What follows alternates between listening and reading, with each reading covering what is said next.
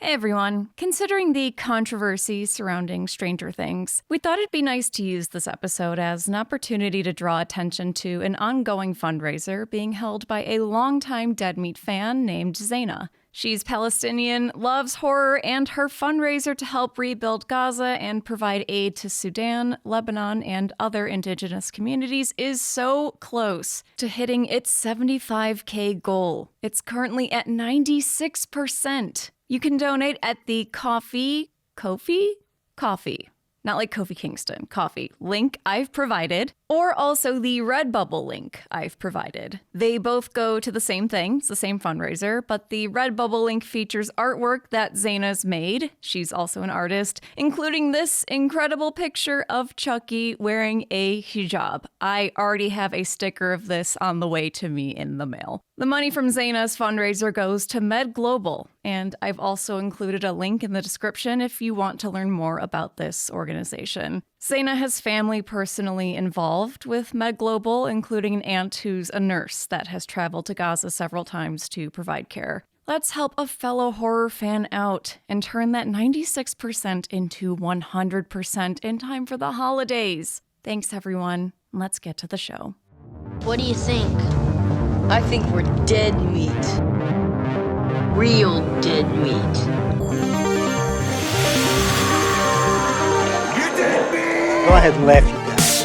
If I ever find a little bastards that did this, they're dead meat. Welcome to the Dead Meat Podcast, your horror safe haven. I'm Chelsea. I'm James. We're married and we like to see Stranger Things together. Sorry.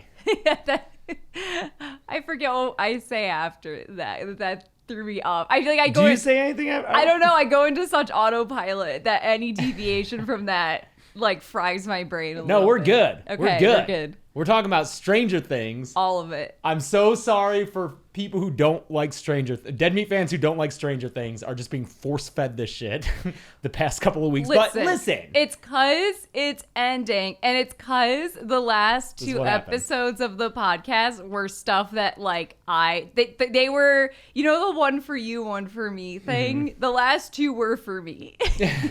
And we have advertisers we need to make happy. Well, don't...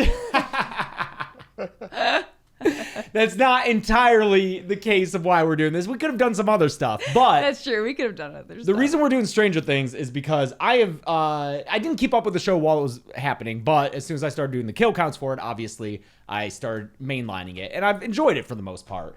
Chelsea has never done that. We watched the first season together when it came out. We watched the first season when it back aired. In July of 2016. Yes, Obama was still president. Obama was still president, dude. Dead Meat didn't exist. We watched that season. We really enjoyed it. Yeah. Season 2 came out a little bit later in October of 2017. That was like a year and a half later almost. And I think what happened was we started to rewatch season 1 as a refresher, and we didn't make it through. No, I did not enjoy rewatching it. Was the problem? At the time, yeah. Yes. And so neither of us ended up watching season 2 because I remember we went to Halloween Horror Nights that year and we didn't know what was happening with the Mind Flayer and everything.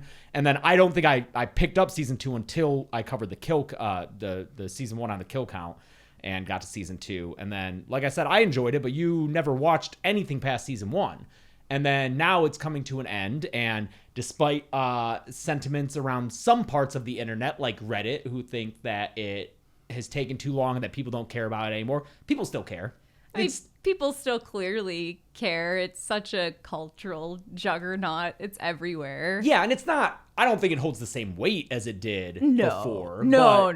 I think that if this wasn't the announced last season, then it would have issues. If it was like, here's a season, and then we'll have a final one later, I think this season would struggle. Yeah. But I think they're getting in right at the last minute that they can, being like, this is the end. This is the last gasp of it being a thing where people would care. Yes. So people will be like, okay, since it's ending, I'll tune in all 3 fucking release dates and do that. And so since that kind of, cultural event is happening, especially with the lack of monoculture nowadays, I feel like you don't get many moments like this.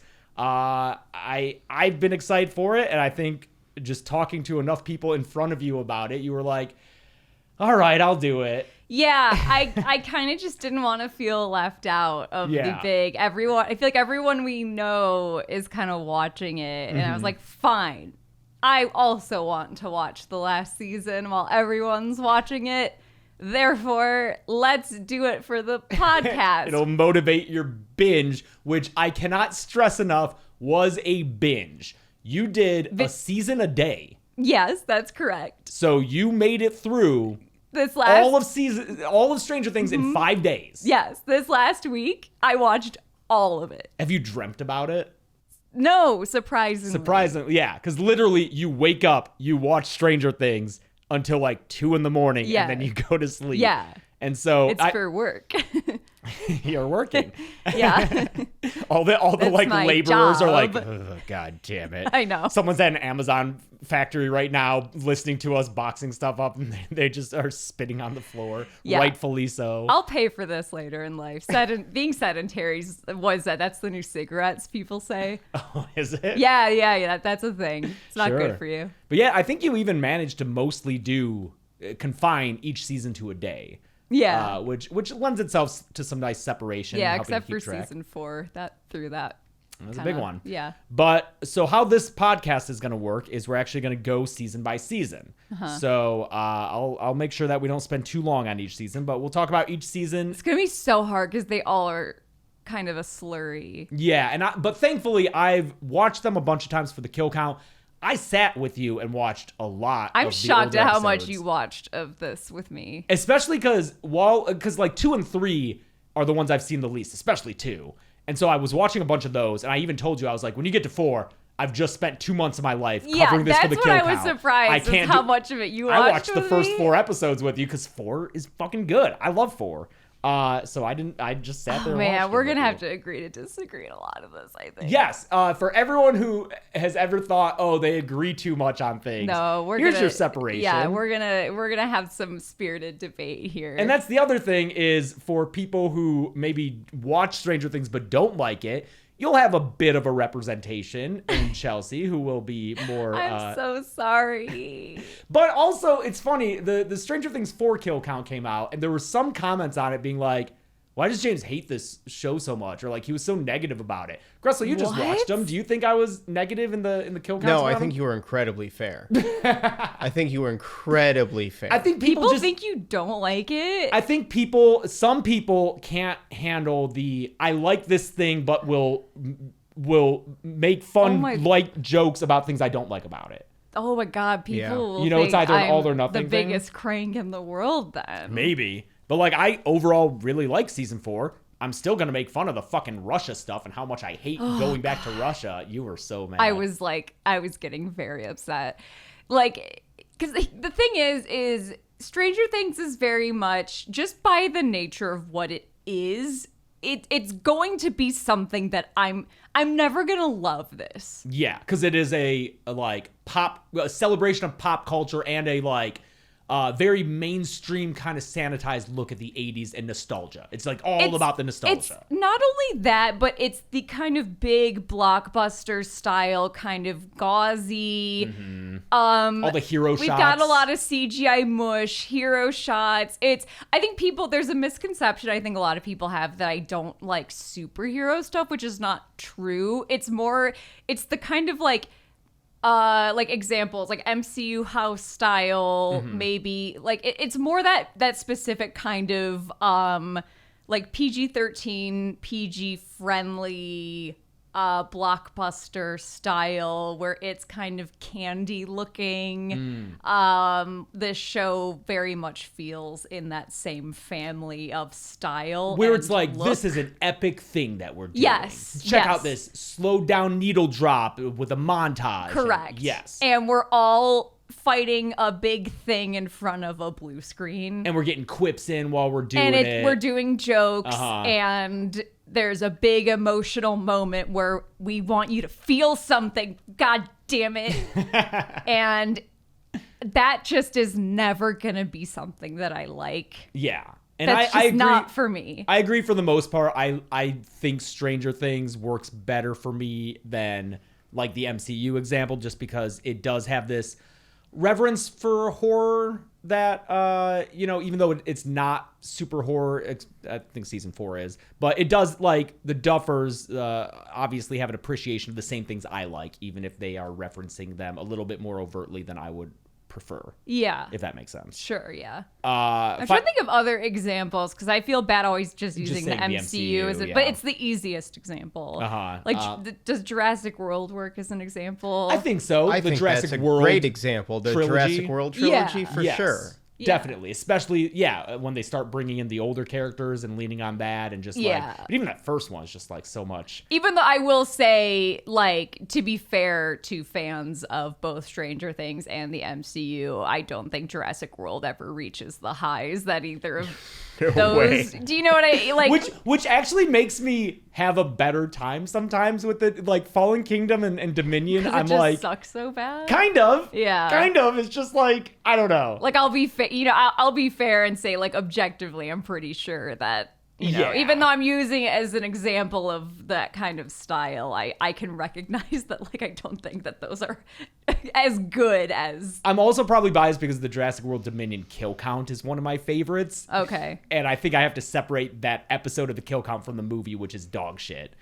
But the episode is really funny and good. But I think you said something really important, Chelsea, is that in both the MCU and Stranger Things, there are really high highs. Yeah, Sure. And And, like, even if you don't like what overall the show is doing, there are moments where if you stick with it and you stick with the characters that do hit. They pay off. They pay off. And there are moments that I can't wait to talk about. I'm curious what those moments are for all of you, because I wonder if they're going to be very different moments for all of us. I know here, a little spoiler, Chelsea said running up that hill didn't hit her that hard. I think that part of that is because you came to it so much later. There's that, like, and I didn't like Napoleon Dynamite because I watched it after the hype, like. And there's also, keep in mind this whole time, Chelsea did, like we said, fucking waterboard herself with Stranger Things. And that's going to affect your viewing. I really think, like, that scene 4 days into a Stranger Things that scene is like all these flashbacks to stuff them. that you would just see. It's stuff where I'm wearing the same pair of pants that I had on. It's not gonna hit me as hard. That's true. So Yeah.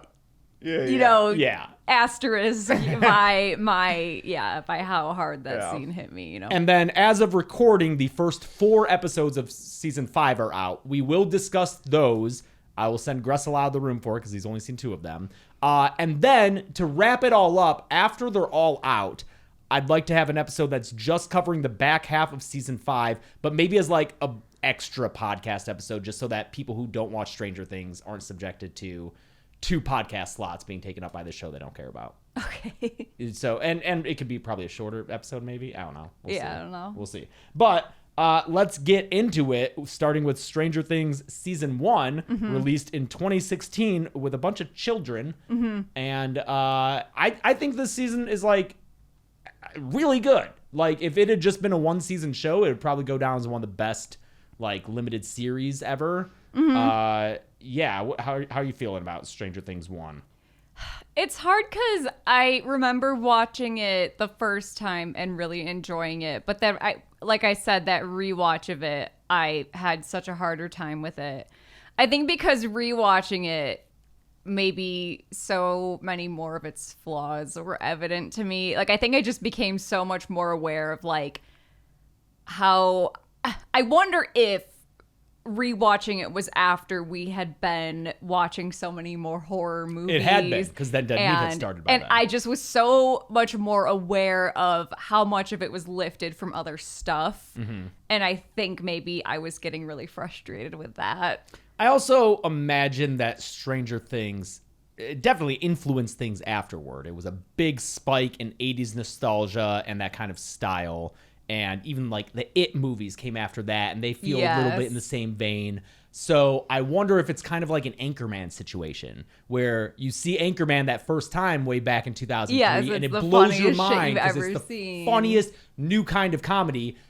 Couple years go by, every comedy is like that. You go back and watch Anchorman, you're like, I've seen this before. It happens a lot with comedy. That's an excellent comparison. Yeah. So I wonder if with Stranger Things, you're rewatching season 1, you're like, I've seen this in a lot of things, but back then it was maybe more novel. Yeah, and granted, I'll say up front, like, I'm going to be totally hypocritical in my review of this because there's plenty of stuff I love that is referential to other stuff and referential of other stuff. And I mean, one of my favorite filmmakers is fucking Tarantino, and that's all he does. Yeah. So sometimes things work for you, sometimes they don't. You can't always explain it. Yeah. So you can't be like, oh, gotcha. Yeah. Like, oh, okay, you did, I guess. I still not a big fan. But I really liked season 1. I remember feeling a little confused, and the dead Will Byers, like the fake Will Byers body, that always really confused me because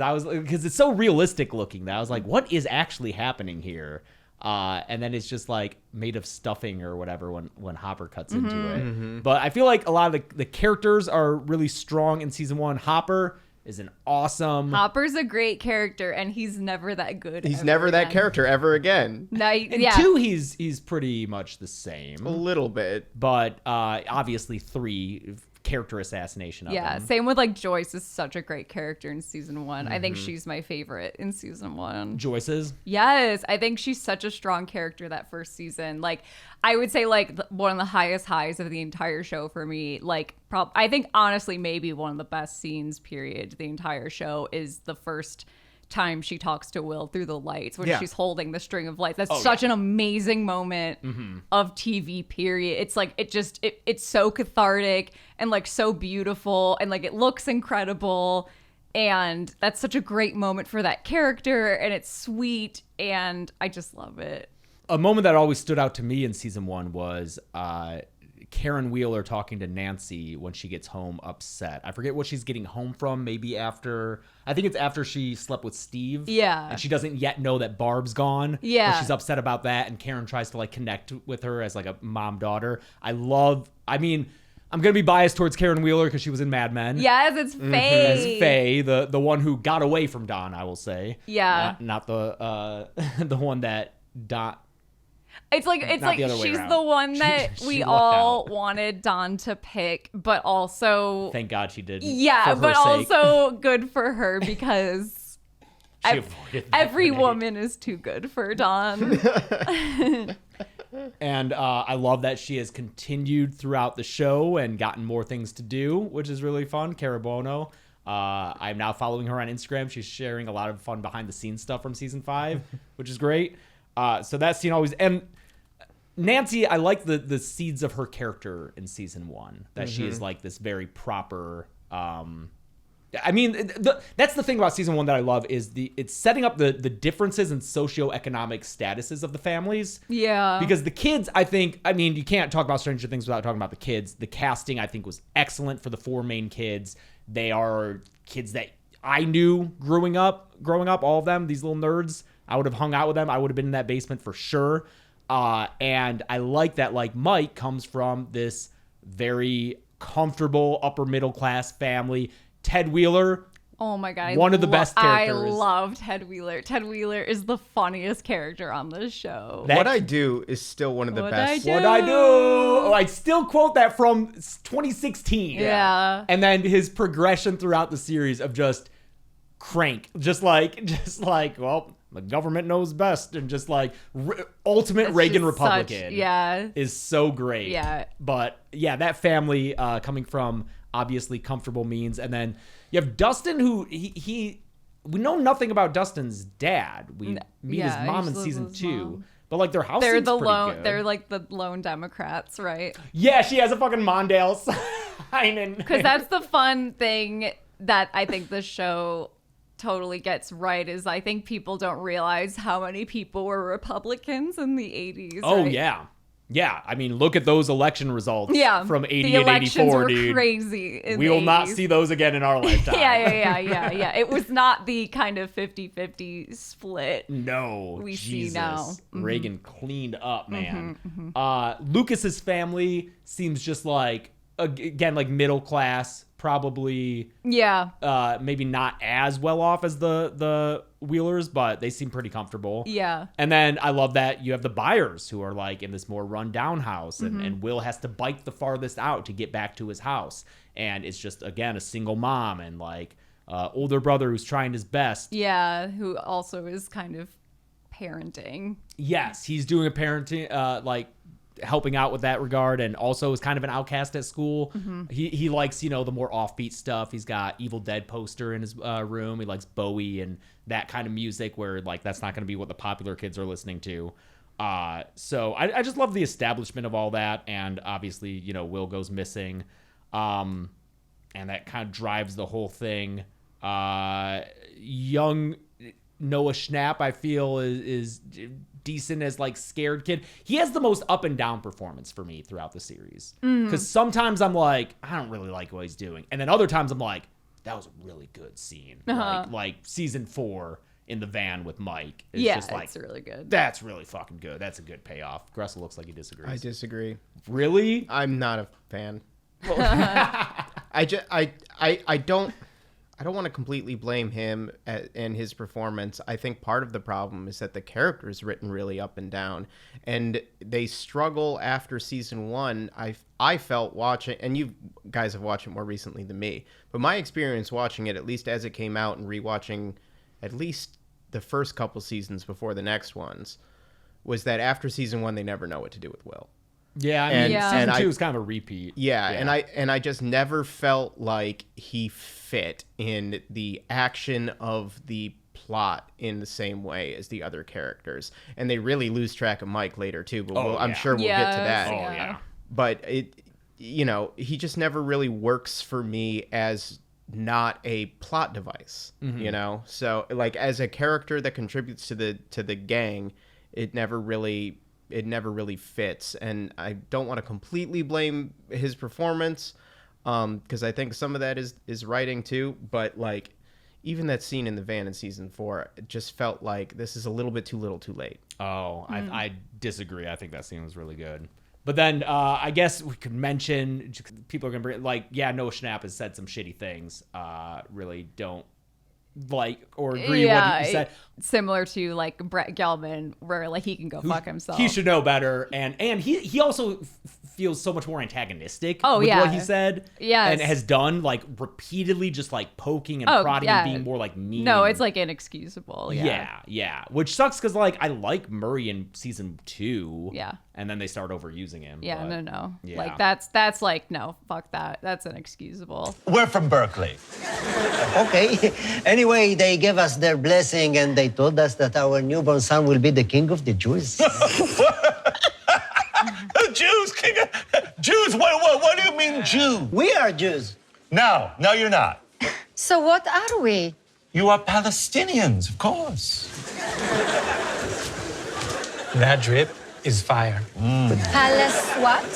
Palestinians, the indigenous inhabitants of this land. So the Palestinians will kill Jesus? No Palestinian would ever hurt anyone. Never. Especially not Hamas. Yeah. So basically, that's. I know.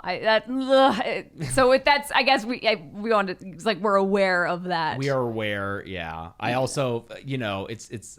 I've seen people say they want to boycott Stranger Things. That's up to you. Yeah. If you want to do that. There's a scene later, and we'll get to it with season 4.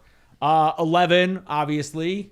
Biggest part of the show, Millie Bobby Brown was 11 years old, I think, in that first season when they filmed that.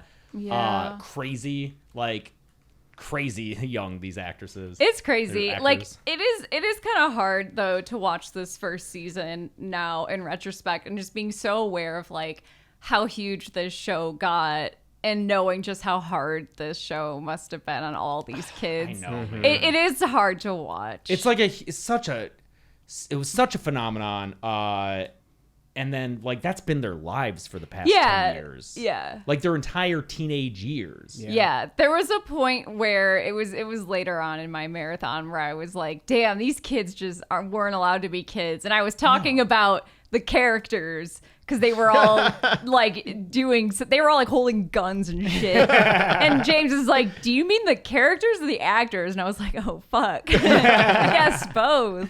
I think it's even worse than the Game of Thrones kids, because Game of Thrones wasn't a show targeted to younger people. Yes. So you had young people who were fans of these actors and that's just a totally different thing. I think that's completely different. Oh, you said you think it's worse than the Game of Game Thrones? of Thrones. I agree. Because you have similarly aged to the actors, super fans of this show. I think that's worse. Exactly. And I think that's it's worse. Yep. Because not only are the actors themselves the target of this adulation and attention, not only are they young, but the people giving it are also young and undeveloped. Everything that implies in this current landscape, yes. Yeah. I think it's worse, yeah. 11 is being shepherded by Papa, Matthew Modine. He's great. I love Matthew Modine. He's fantastic, yeah. He's so good. Oh, man, I was reading about the Stranger Things play. Yeah, which I haven't seen, but I guess it fills in a lot of stuff. It does. I was reading the plot summary. Yeah? And, dude, we can watch a slime quote-unquote tutorial of it on YouTube. Really? Yeah. Wasn't it on the West End? It was. And do you know who played the role of Papa on both the West End and Broadway? Was the actor we saw play Judd in the Oklahoma revival. No shit. Yes, was Dr. Brenner. Wow, that's Patrick dope. Vale. I'm obsessed with Patrick Vale. He is like one of my favorite working musical theater actors. He is so fucking talented. I love him. Is it running anywhere right now, Broadway or West End? I don't know. I feel like now should be the time they should be running it, you know? I don't know if it with is. the new season coming out. Yeah. If it is, I'd love to see it. If not, maybe we could learn how to make slime. Yeah. I don't know. And then the monster in this is the Demogorgon, so named after the creature in Dungeons and Dragons. It's so funny how also the Demogorgon has really influenced. I feel like have seen since then a lot of Demogorgon looking fucking things. Yeah, that the now opening face. Yeah, the now petals. going back and watching this, I'm like, oh, the Demogorgon. Yeah, but I feel like it was much more novel back It was, then, right? it was, Yeah, it was, that it was, look. yeah. I'm trying to think of what other specific examples, but I know, I feel like I've made the reference to a Demogorgon joke in so many kill counts because it pops up so much. Yeah. Where it's like just that kind of petal opening, like, Mm-hmm. They keep the Demogorgon in the dark mostly in season 1. It gets better later. Mm-hmm. The upside down as a concept is pretty cool, I think. Yeah. This mirror image of their world that's all slimy and dark. And Yeah, I like it. The thing that I like about season 1 that disappears in all the other seasons is the kind of mysterious entity of the US government, and like, what are we doing? I don't know. I feel like the US government ceases to feel like a big mysterious villain at a certain point. I think there's still a bit of that in 2. Yeah. But yeah, in 3 they introduce Russia, which That is completely just Russia. And blindsides it sucks. It's so boring. the U.S. government stuff. Yeah, it takes all kind of mystique and subtlety out of it, I think. Yeah, maybe it would be difficult to maintain that for 5 seasons, but like that is one of the most appealing things about season 1. This like, especially during the Cold War era, because it takes place in 83. Yeah, because I feel like there's so much to kind of dig into with, like, you know, the very real kind of weirdness of, I don't know, experiments being done around the same time with, like, you know, MK Ultra and like astral projection and all that weird shit. Yeah, like and just looking in every corner to see how we could get a leg up on the Soviets. Yes. Yeah. I just think that that's so much more interesting to me. Just the lengths that we would and did go to win the Cold War versus, oh, it's just the Soviet Union. You know what I mean? But then again, I guess if that's the thing that you're relying on and using as a reason for the government to be involved in this season 1, by season 3 or 4, isn't the logical conclusion, oh, the Russians are also doing the same type of thing? And so that's how they are involved in this? I guess, but then I think at that point I feel like the end point is then the arms race of it is then both sides just get in over their heads, and then it's everyone's problem, and then there's no bad guy that's the United States or Russia. It's then you get to the same end point where it's, you know, Vecna and shit. Yeah. Like it ultimately doesn't matter. The political alignment, I feel like, doesn't matter by later. Yeah, I Yeah. think that's the problem that I have with the later seasons and the Russia stuff is, like, are you telling a Cold War story, or are you telling a story about, like, a group of friends in a small town?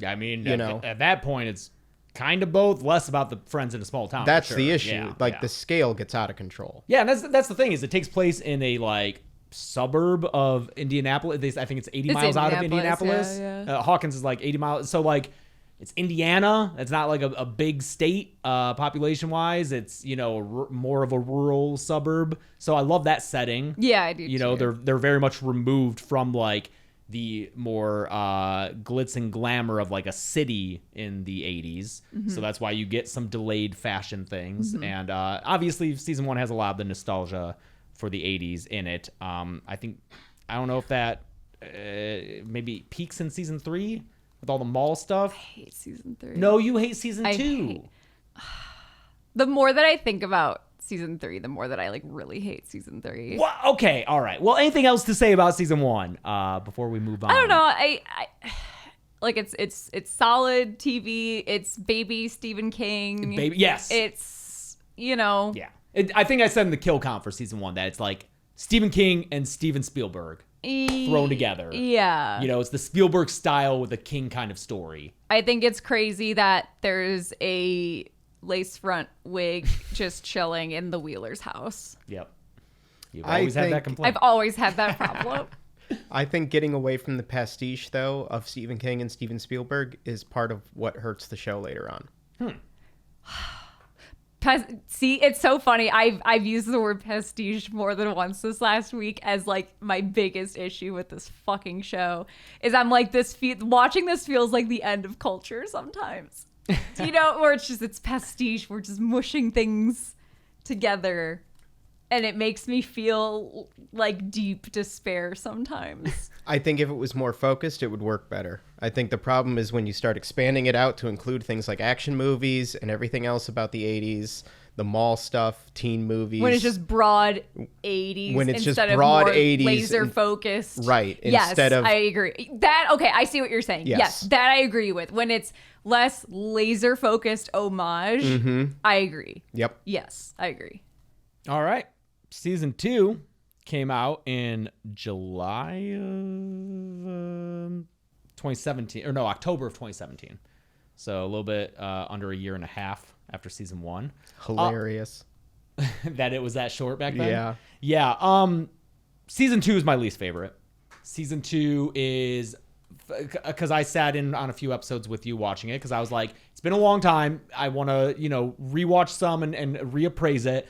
I was bored as fuck. Season 2, I think I remember the least from my marathon. Because it feels like season it's 1 the again. same thing Yeah. as season 1. It's just a repeat of season 1. Season 1 part 2. Yeah. As opposed to the other It's- seasons which have a very distinct feel to them. Yeah, it's oh no, Will's weird again. Yep.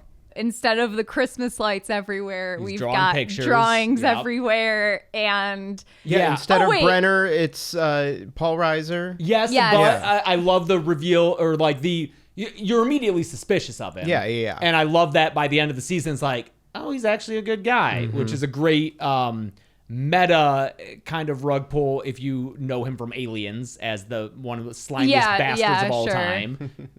I love Paul Reiser's voice too. So It's anytime he's great. talking, Yeah, I'm like, yeah. I do want to say one more thing about season 1. I Oh, love Barb. Oh, of Oh, we course. didn't talk We about all- We Barb didn't at talk about all. Barb. And it's so funny because it's, she was a fan favorite character. She dies in like what, the first episode. First episode, End of maybe first the second episode. one. Oh, right? is it the end of the first episode? I think it's the end of the first episode. I think it's end of like End 1 of or 2, 2. No, I think maybe? it's 2 because the end of 1 is what, Will being abducted. Oh, right? you're right. Yeah. So the end of second episode, she's dead. I love that even in season 5, I think at least 4. Yeah. Nancy is still traumatized.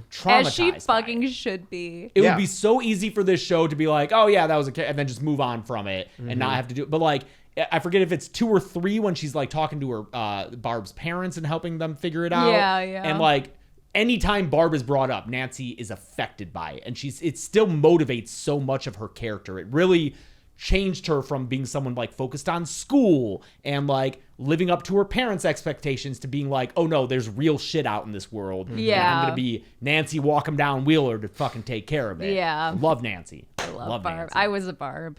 You said that when you were watching. You said you were I was a in Barb, real life, and you I were had a Barb. Nancy. Really? Oh, is it someone I know? Not someone you know personally, but Okay. yeah, like we grew apart. Oh no. Yeah. Aw. It's bittersweet. But yeah, I was definitely the Barb where I was like, oh, you're like drinking now, okay.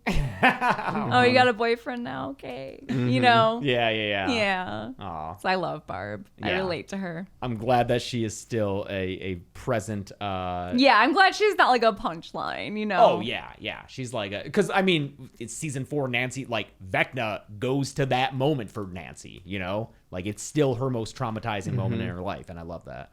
Oh, and Steve, you hated Steve in season 1. Dude, season You're 1. watching. She's Steve watching is season 1. She's like, evil. I fucking hate Steve. There's no way I'm gonna end up liking him when he's. He had a lot of work to do after season 1. because he was painting Nancy Nancy Wheeler's Wheeler's a slut. a slut. Yep. And I then- hope she ends up with neither of those boys at the end of the show. I don't think she's gonna end up with either of them. You don't think so? No. I feel She like better not end up with Jonathan. okay, we'll get to it. Yeah. We'll get to it. I- Jonathan in season 1, It's also creepy. he did take those pictures. They're That's not both cool. weird. I think she is gonna peace out of Hawkins. I think she's gonna go her I own think way. she should get with Dustin. I love their relationship. Ooh, They're I like so that. Sweet. I actually kind of love Yeah, that. wait, hang on.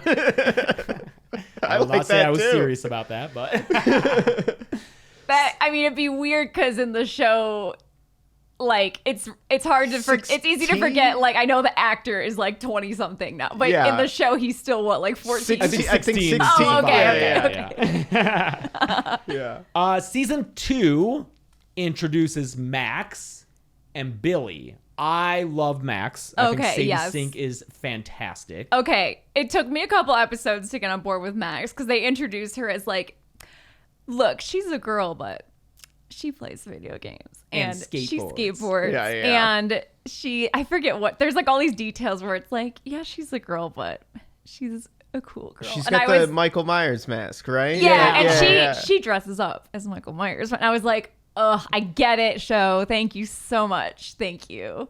But no, I like her. Yeah, I think she does such a good job portraying a kid who is like comes from a shit background and is Yeah. just trying to deal with it, and as a defense mechanism has just like become this surly, sarcastic, closed walls to people.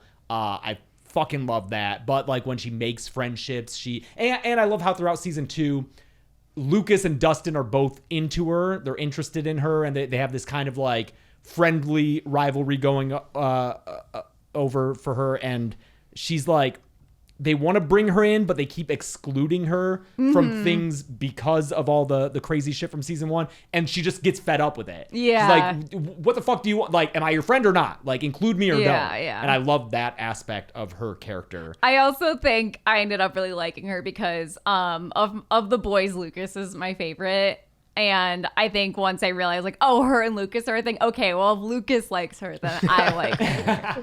Lucas, it's so funny. I love Lucas. And I remember in season 1. Well, I don't. Yeah, in season 1, he's difficult. Oh, he's a dick, for sure. Yeah, he's like my least favorite in season 1. But like, I love that there's that aspect. No, there has to be. He has to be like that in season 1. There has to be You someone need in the friend group it's who's like, no, fuck this. One of them has to be like that, Uh-huh. and it's him. Yeah, because and- Mike's like romantically interested in Elle, and Dustin just wants to keep the peace. Yeah, and then Will's in in like a sausage casing in the upside down. So then there's Lucas. Yeah. But I remember watching season 1 back when it aired and thinking like, this kid's line deliveries are so like kind of stilted and weird, but I don't hate it. And I feel like that continued throughout like season 2.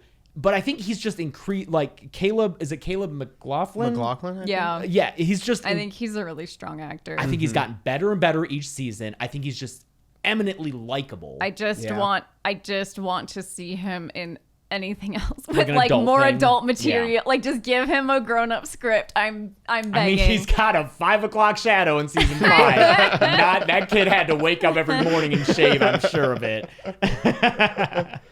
I think season 2 also briefly introduces Erica, his sister. I love Erica too. Dude, I was so worried because I love Erica Sinclair. No, I but love she is her. a precocious kid, and I was like, Chelsea doesn't always like Precocious precocious kids are hit or miss with me, but I love her, and I I'm gonna skip ahead briefly. You can't.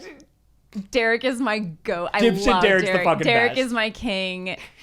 Derek is my favorite character in all of Stranger Things. He is the fucking best. He's the best. But yes, Erica Sinclair.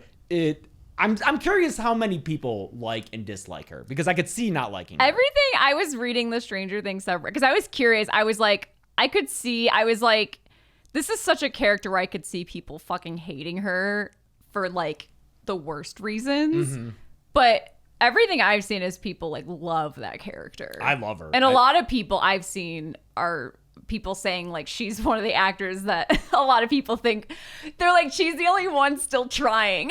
So in season 5. yeah. I do think that's part of it is she gives a great performance. Yeah. Like yeah. she's just really good. Priya Ferguson. Yeah. She's very good at like, and her character is also not just precocious. There are a lot of very specific things about her. Mm-hmm. Like she's super pro-capitalist in America. Yes. Which is so funny. Like Yeah. she's taken on that like, oh, my parents say that like commies are bad and Yes. like America's great. That's the correct thing. So like, yes, capitalism, America. It's yeah. and she's very coming funny. from like this like 8-year-old is so funny. Do you guys remember the beginning of Rocky 4 when Apollo gets killed by Drake? I've never You didn't seen see Rocky. Rocky No, 4? I've seen Rocky. Oh my The god. first Okay, one. well That's then the never only one. mind. But there's a whole big dance number where like Apollo Creed is dancing to James Brown and he's got his America boxing shorts on and he's got an American flag and there's fireworks and like that I feel like is Erica's favorite movie scene Yeah. of just like look up the scene, you'll know what I mean. Billy, Max's stepbrother, big piece of shit here. Yeah. And I feel like people forget that he's racist. He's Yeah. racist. He's very clearly racist. Yeah, Yes. yeah. He doesn't outright say the N-word, but He wants to so he bad. wants to real bad, dude. Yeah, that character wants to say a slur so bad every time he's on screen. Because whenever Max is hanging with Lucas, he's like, there are people that are not right or good enough, and you have to stay away from those people. Yeah. Those people, Max. Yeah. And clearly, the guy is racist, but man, do people love Billy. It's 'cause he's a he's great hot. character, and yes, It's because he's hot. There's been a few things on this show, and I don't think it's the things the show wants me to laugh at, but like him just lifting weights in his While living room smoking while a cigarette. smoking a cigarette is like the hardest I've laughed I think at it's anything on this supposed show. to be funny. It's like, Because like, yeah, he's doing curls with a bar while smoking. I'm like, dude, how are you gonna take a drag? Like, just inhale for 10 reps, man. Get it in. Bob Newby, Sean yep, Astin. Sean Astin, he's perfect as this character. It's so funny because you're watching it and like a few episodes in, you're like, I think Bob's gonna be a bad guy. And I remember Why feeling did the same we way. both think that? I was like, he's evil. Yeah, he's a spy. I was like, oh, there's something up with this I thought guy. the same thing too. I thought he was a plant. Yeah, Yes. exactly. Yeah. And I wonder how intentional that was and how many other people felt the same way. Because for that character to work, especially the end where he gets killed, you really have to fully believe he's a good guy. And by then, I think they convince you. Yes. Yeah. But it also doesn't help that he has that sweet scene with Will when he's driving him to school and he tells him about his like dream and how he faced his fears. And then when Will takes his advice, he gets fucking Yeah, the mind infected by the flayer, mind yeah. flayer. So I'm like, if we want this guy to be like a likable dude, why are we making his advice the worst possible advice and that fucks Will over? I don't know. Yeah. I remember disliking the Noah Schnapp performance in this season, but rewatching it, he sure does shake and scream pretty well when he gets infected. I remember we went through the Horror Nights house that year, and it was so funny watching that season because I was like, dude, I remember seeing the weird little Noah Schnapp, like, fucking dummy they had in there, like, "Rah!" And I was like, oh, that's what that was supposed to do. I was like, what the fuck is that? It, like, I love going through Horror Nights houses where I haven't seen the property it's based on because I'm like, I don't know what the fuck's going on. Like, what is this mind? What's this giant spider? Yeah, I don't know. remember seeing the smoke like spider and being like, what the fuck is that thing? Yeah. How do we feel about the mind flayer? I hate it. Oh, Because what the fuck is that thing? you know what? I'm not a big fan. Here's why I hate the mind flayer is the finale set pieces of 2 and 3, it makes it so fucking boring. I don't like big CG monster. I don't like watching them fight the Mind Flayer. I don't. I'm just asleep. It's so boring. It is like the least interesting. Like, okay, guys, here's the plan, and then it is just a big like. It's 11 standing there screaming. It's them all driving around screaming into walkie-talkies. It's like, and it's just like, there's no villain to like have a back and forth. There's no anything. It's just all of them yelling at each other, and we're all in front of a blue screen and interacting with a CGI monster. I fucking hate it. Like it's when I just totally check out of this show. I don't think they use like blue screen as much as maybe you think. Okay, well, you know what I mean. I'm being facetious. The monster is the monster is a CG thing like, they're fighting. Where it's all just I'm just so aware of like I'm looking at a bunch of nothing. And I'm bored and I don't care. And I think it's very telling that they went from humanoid monster to big monster back to humanoid monster. Yeah. Because you connect so much more. Even the faceless Demogorgon, that's unsettling that it doesn't have a face, but it's otherwise humanoid. There's something that makes that monstrous and scary.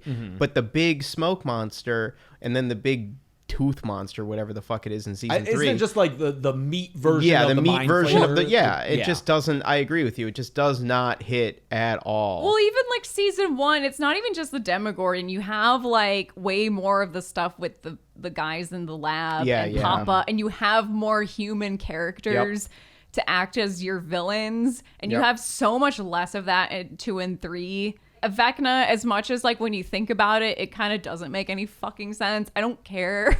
Yeah, no, because Vecna's shot in the arm. You need a guy. So, yeah, you need a guy for sure. You need someone running around talking. What you were saying, I think, is something. I wonder how big the bag of tricks that the Duffers have is. I know that they're signed on to do something else now that Stranger Things is wrapping up. I'm very curious to see how it is, because watching all of Stranger Things kind of back to back, it just feels a little repetitive in style and in setup for the story. There are lots of scenes where the characters are like, okay, here's the plan. They spell it out, and then you watch them do the plan. This happens repeatedly, and eventually gets a little old. So many scenes, I can't even, you wouldn't even be able to count how many, where it's like, wait, like a character asks another character something, and then it's pushing on that character, cut away, and we'll come back to it later, having already answered and explained everything. Like, it just like, and the group shots, they're all carefully posed as it's pulling away. It just feels like a lot of the style is repeated and repeated and repeated, and I get sick of it. I think there are some cool things in season 5. There's a really cool action oneer, which they also had in season 4. And like those, I'm like, okay, I'm into these.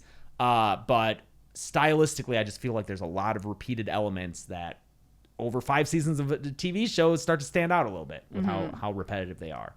But I'm interested in seeing if that's just the material, if that's studio notes, who the fuck knows, you know? Season 2, anything else with season 2? No, because I don't remember what the fuck happens in season 2. Were you sad when Bob died? I guess. Wow. I was. Yeah. I remember being sad when Bob died. I remember being like, okay, they earned this. The problem is, he is the first of many, many characters. That's what I was kind of annoyed at. That are introduced in a season only to be killed at the end because they don't want to kill any main characters. Yeah. Stranger Things, you have too many characters now. Yeah. You have too many characters. I think the hard part about watching this after so many seasons have come out is I'm like, well, I know Sean Astin is not in future and you know seasons Sadie Sink is. So I'm like, this is the most dead character I've ever seen on anything. So he's going to die. So I knew it was going to happen. I don't know. Like, I guess I was sad. I will tread carefully here, but I just want to point out that season 2 also has the bottle episode, which everyone hates because it's. God. I literally was like, James, can I please skip this? And he was like, no, you're gonna suffer through this, like we all did, and so I did. I'm sorry. Yeah, Like, the episode 111 goes off on her own, and it's a whole removed oh thing. my God. What were we thinking? It was a backdoor pilot, right? Yeah. There Was it? Was it a I'm backdoor pretty sure pilot? it was a backdoor pilot. Maybe that's just something that was suggested that throughout To the justify years, it? No, someone maybe said it online as like, maybe this is a thing, and throughout the years I've just calcified that into fact. Sure. This was their Gen V to Stranger The Things, Boys. The Boys. Yes. Which, if that's the case, what the fuck? Who would watch this show? I remember watching that and being so flabbergasted. Yeah. Like, I don't remember any other long-running TV show that I was a fan of getting to an episode and being like, what is happening? Yeah. Like, what am I watching? What is this? Yeah. Like, just total disbelief. Not just, like, quality or anything, but just, like, this is such a weird It's weird. thing. It's so weird. Like, it's just street trash. All of it. Like, it's so, it's so weird. It's just... And like, what a weird thing if the like backdoor pilot thing is true. Who would like? What a weird. What city was it? Was it Indianapolis or was it Chicago? I think it was Chicago. I thought it was a bigger city. Yeah, right. But I don't remember. Chicago's the closest there, but Yeah. but just like the most stereotypical 80s punks. Yeah, which like in another like universe I would like, because I love that kind of early 80s grime. But Stranger Things is not the franchise to do that with. It's too much sheen on it. It's to do it. Yes. Yeah. It's too shiny to do. Yeah. Stranger Things doesn't have the sack. Yeah, it doesn't have the sack to pull that off. It's not gross enough. Yeah. Freddy Fazbear's Pizza. Definitely not the Freddy's I remember. This is the original. Nobody's been here for decades.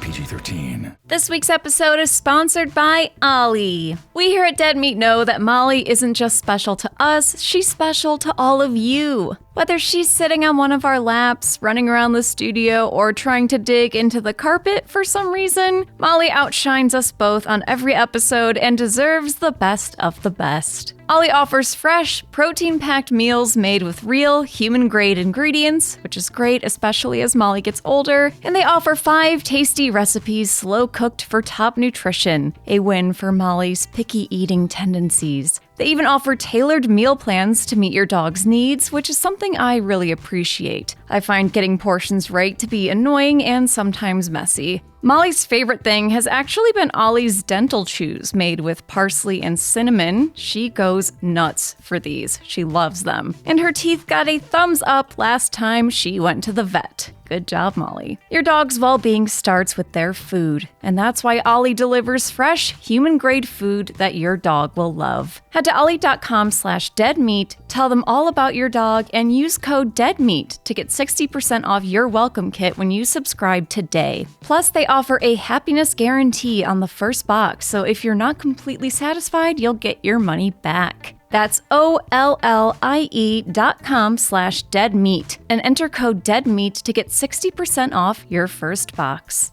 This week's episode is sponsored by Rocket Money. Most of us know we should take control of our finances, but it's hard to know where to start. Rocket Money gives you the clarity and confidence to take that first step, helping you cut wasteful spending and take meaningful action towards your financial goals. Rocket Money is a personal finance app that helps find and cancel your unwanted subscriptions, monitors your spending, and helps lower your bills so you can grow your savings. If you've got a goal you'd like to save for, Rocket Money can analyze your accounts to find the best time each month to put extra money aside. Their dashboard lays out your total financial picture, including bill due dates and paydays, in a way that's easy to digest. You can even automatically create custom budgets based on your past spending. Rocket Money will even try to negotiate lower bills for you. The app automatically scans your bills to find opportunities to save and goes to work to get you better deals. They'll even talk to customer service so you don't have to. That's my favorite part, them talking to customer service.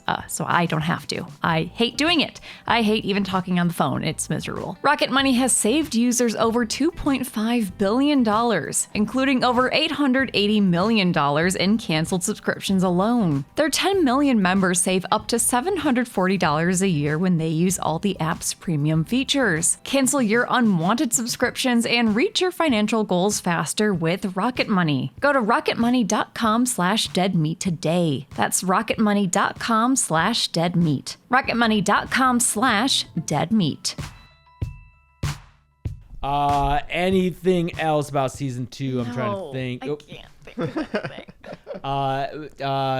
Mr. Clark is still around. I love that guy. Oh my god, Science teacher. I swear I had memories of Mr. Clark being fucking murdered in season 1. And then I realized I was thinking of Gremlins. Oh, yeah. Yeah, different science teacher. He's still around. When are they going to tell him? When are they just going to tell him everything? I think it's insane that this poor man is just in the dark. He's living his best life, dude. He's watching The Thing with his hottie hot girlfriend, maybe. I don't know who she is. She never comes back, but he's like chilling, explaining the practical effects of raw protein. Yeah. He's having a good time. Do you think he watches the Dead Meat? The actor or the character? The character? He'd be real old by then. Yeah. You never know. If Dead Meat exists, he'd be 70 something. Yeah, he would be like 70. Like, I guess 70s don't. Your dad's about to be here. He doesn't sound like that. No, he could. And my dad was wearing his Dead Meat t-shirt. Yeah. Yeah. All right, season 3. We are finally doing something different. It is not season 2 again, and that has both pluses and minuses. Mm-hmm. It is definitely more of a comical direction, definitely more 80s nostalgia. We got the mall. But what I love about season 3 is that it is the only time we get all the kids together as a friend group who are all together. As a 6. Is it 6? Because it's the 4 plus 11 boys, and Max? Yeah. Yeah. I love that. Yeah. I love them together, getting up to kid shit, getting into, even their romantic quarrels, and how, like, Mike lies to 11 because Hopper threatens him, and then Max finds out and is like, no, fuck that guy. Like, we're going to go have a girls' day. Like, I like that stuff. I like seeing Max open up and be less surly and more of a friend to 11. Mm-hmm. That's fun to see. And then, how are you feeling? How do you feel about that stuff? No, I like that stuff's all cute. I hate watching the kids kiss each other. I don't think that should ever be allowed on the show. They are kids, yeah. And they're kissing a lot here. That's what makes Hopper into grouchy sitcom dad. The worst Hopper needs to writing. be drowned in a lake. I hate Hopper so much. Like, from season 3 onward. Yes. Actually, it's kind of only season 3. He's way better in 4 from a character standpoint. It's like at a certain point, I'm like, I just don't give a fuck about this character anymore. I think he should have been killed. I think it would have been. He should have died in that work camp, dude. They should have left him there. Like, no, he should have died at the end of season 3 and actually had some in fucking the explosion. Yeah. But it would have been funnier if he just died in that work camp. Yeah, like season 4 started, they're like, he survived, but then he died of But he got hunger. trench foot and dude. Season 3, it's weird because at first I was like, I think I like season 3 better because it's not way as more entertaining. Well, it's not as boring. Yeah. But also season 3, I felt myself getting so much more pissed off. So it was just this weird thing of like, do I like being bored more or do I like being pissed off more? What was pissing you off? Besides Hopper, the 80s-ness of it. It feels the most 80s. I wanted to rip my hair out. You got Madonna needle drops. You got all sorts of scenes coming to a screeching halt. Is that the new Coke scene? The new Coke scene, 3? the Back to the Future discussion, there's a whole bunch of it where it's just like, let's grind the entire episode to a halt to just talk about something from the 80s. And it's so, like, other seasons don't really do this, or at least they do it in ways that feel relevant to stuff that's going on, where it's like characters talking about Dungeons and Dragons because they're all playing Dungeons and Dragons. It's stuff that feels relevant to like what they are doing, or yeah. Season 3 just feels the most egregious about it. Like it's definitely a huge tonal shift. Yeah, the scene where it's like you'll have like that moment where, again, this is like the high highs and low lows, where you have that scene with Steve and Robin that's really sweet. Oh God, where she comes out to him and I'm like, this is great. I really like this scene. This is such a sweet moment, especially when you think about the kind of age range that this show is really targeted towards. I'm like, this is great. Like I think this is really lovely. I like this nice character moment. I love this for Steve. Great. And then I think it's like right around here, I forget if it's before or after this, it's like, whoa, Back to the Future. Wasn't that chick his mom? His mom's trying to fuck. And I'm like, yes, we all know. We all know. That's the joke about Back to the Future. It's not even like a novel observation about Back to the Future. Yeah. We've all had this conversation about Back to the Future. But I do think we had this a bit of a discussion because, like, okay, so like the three of us here in this room, one of our favorite things is Venture Brothers. We have talked about this a lot, and one of the things that appeals about that show to us, I think, is the specificity of the references they make. Yes. That show is filled with homages and references and pop culture discussions, but it's never, hey, didn't Marty McFly's mom try to bang him? It is so much more specific, right? To where, like, if you don't know it, it's going over your head, but if you know it, you're like, holy fuck, I can't believe they're talking about this thing. But we were talking about, I think it was about the New Coke thing. Yes. 'Cause you were like, kids who are watching Stranger Things aren't going to know what New Coke is. And I countered with, well, this is how they learn. Like, this is such a broad, surface level approach and depiction to the 80s and what was pop culture in the 80s. But with the age watching Stranger Things, maybe this is how they learn about that stuff and understand those references going forward. I don't know. But also, it's so frustrating when that'll happen at moments where I feel like the New Coke thing happens when it's like, this is like climax of the season. Like, we're trying to get like fireworks and shit. Oh, yeah, that's season 3. Like, this finale, is like, right? no, shit's happening. Uh-huh.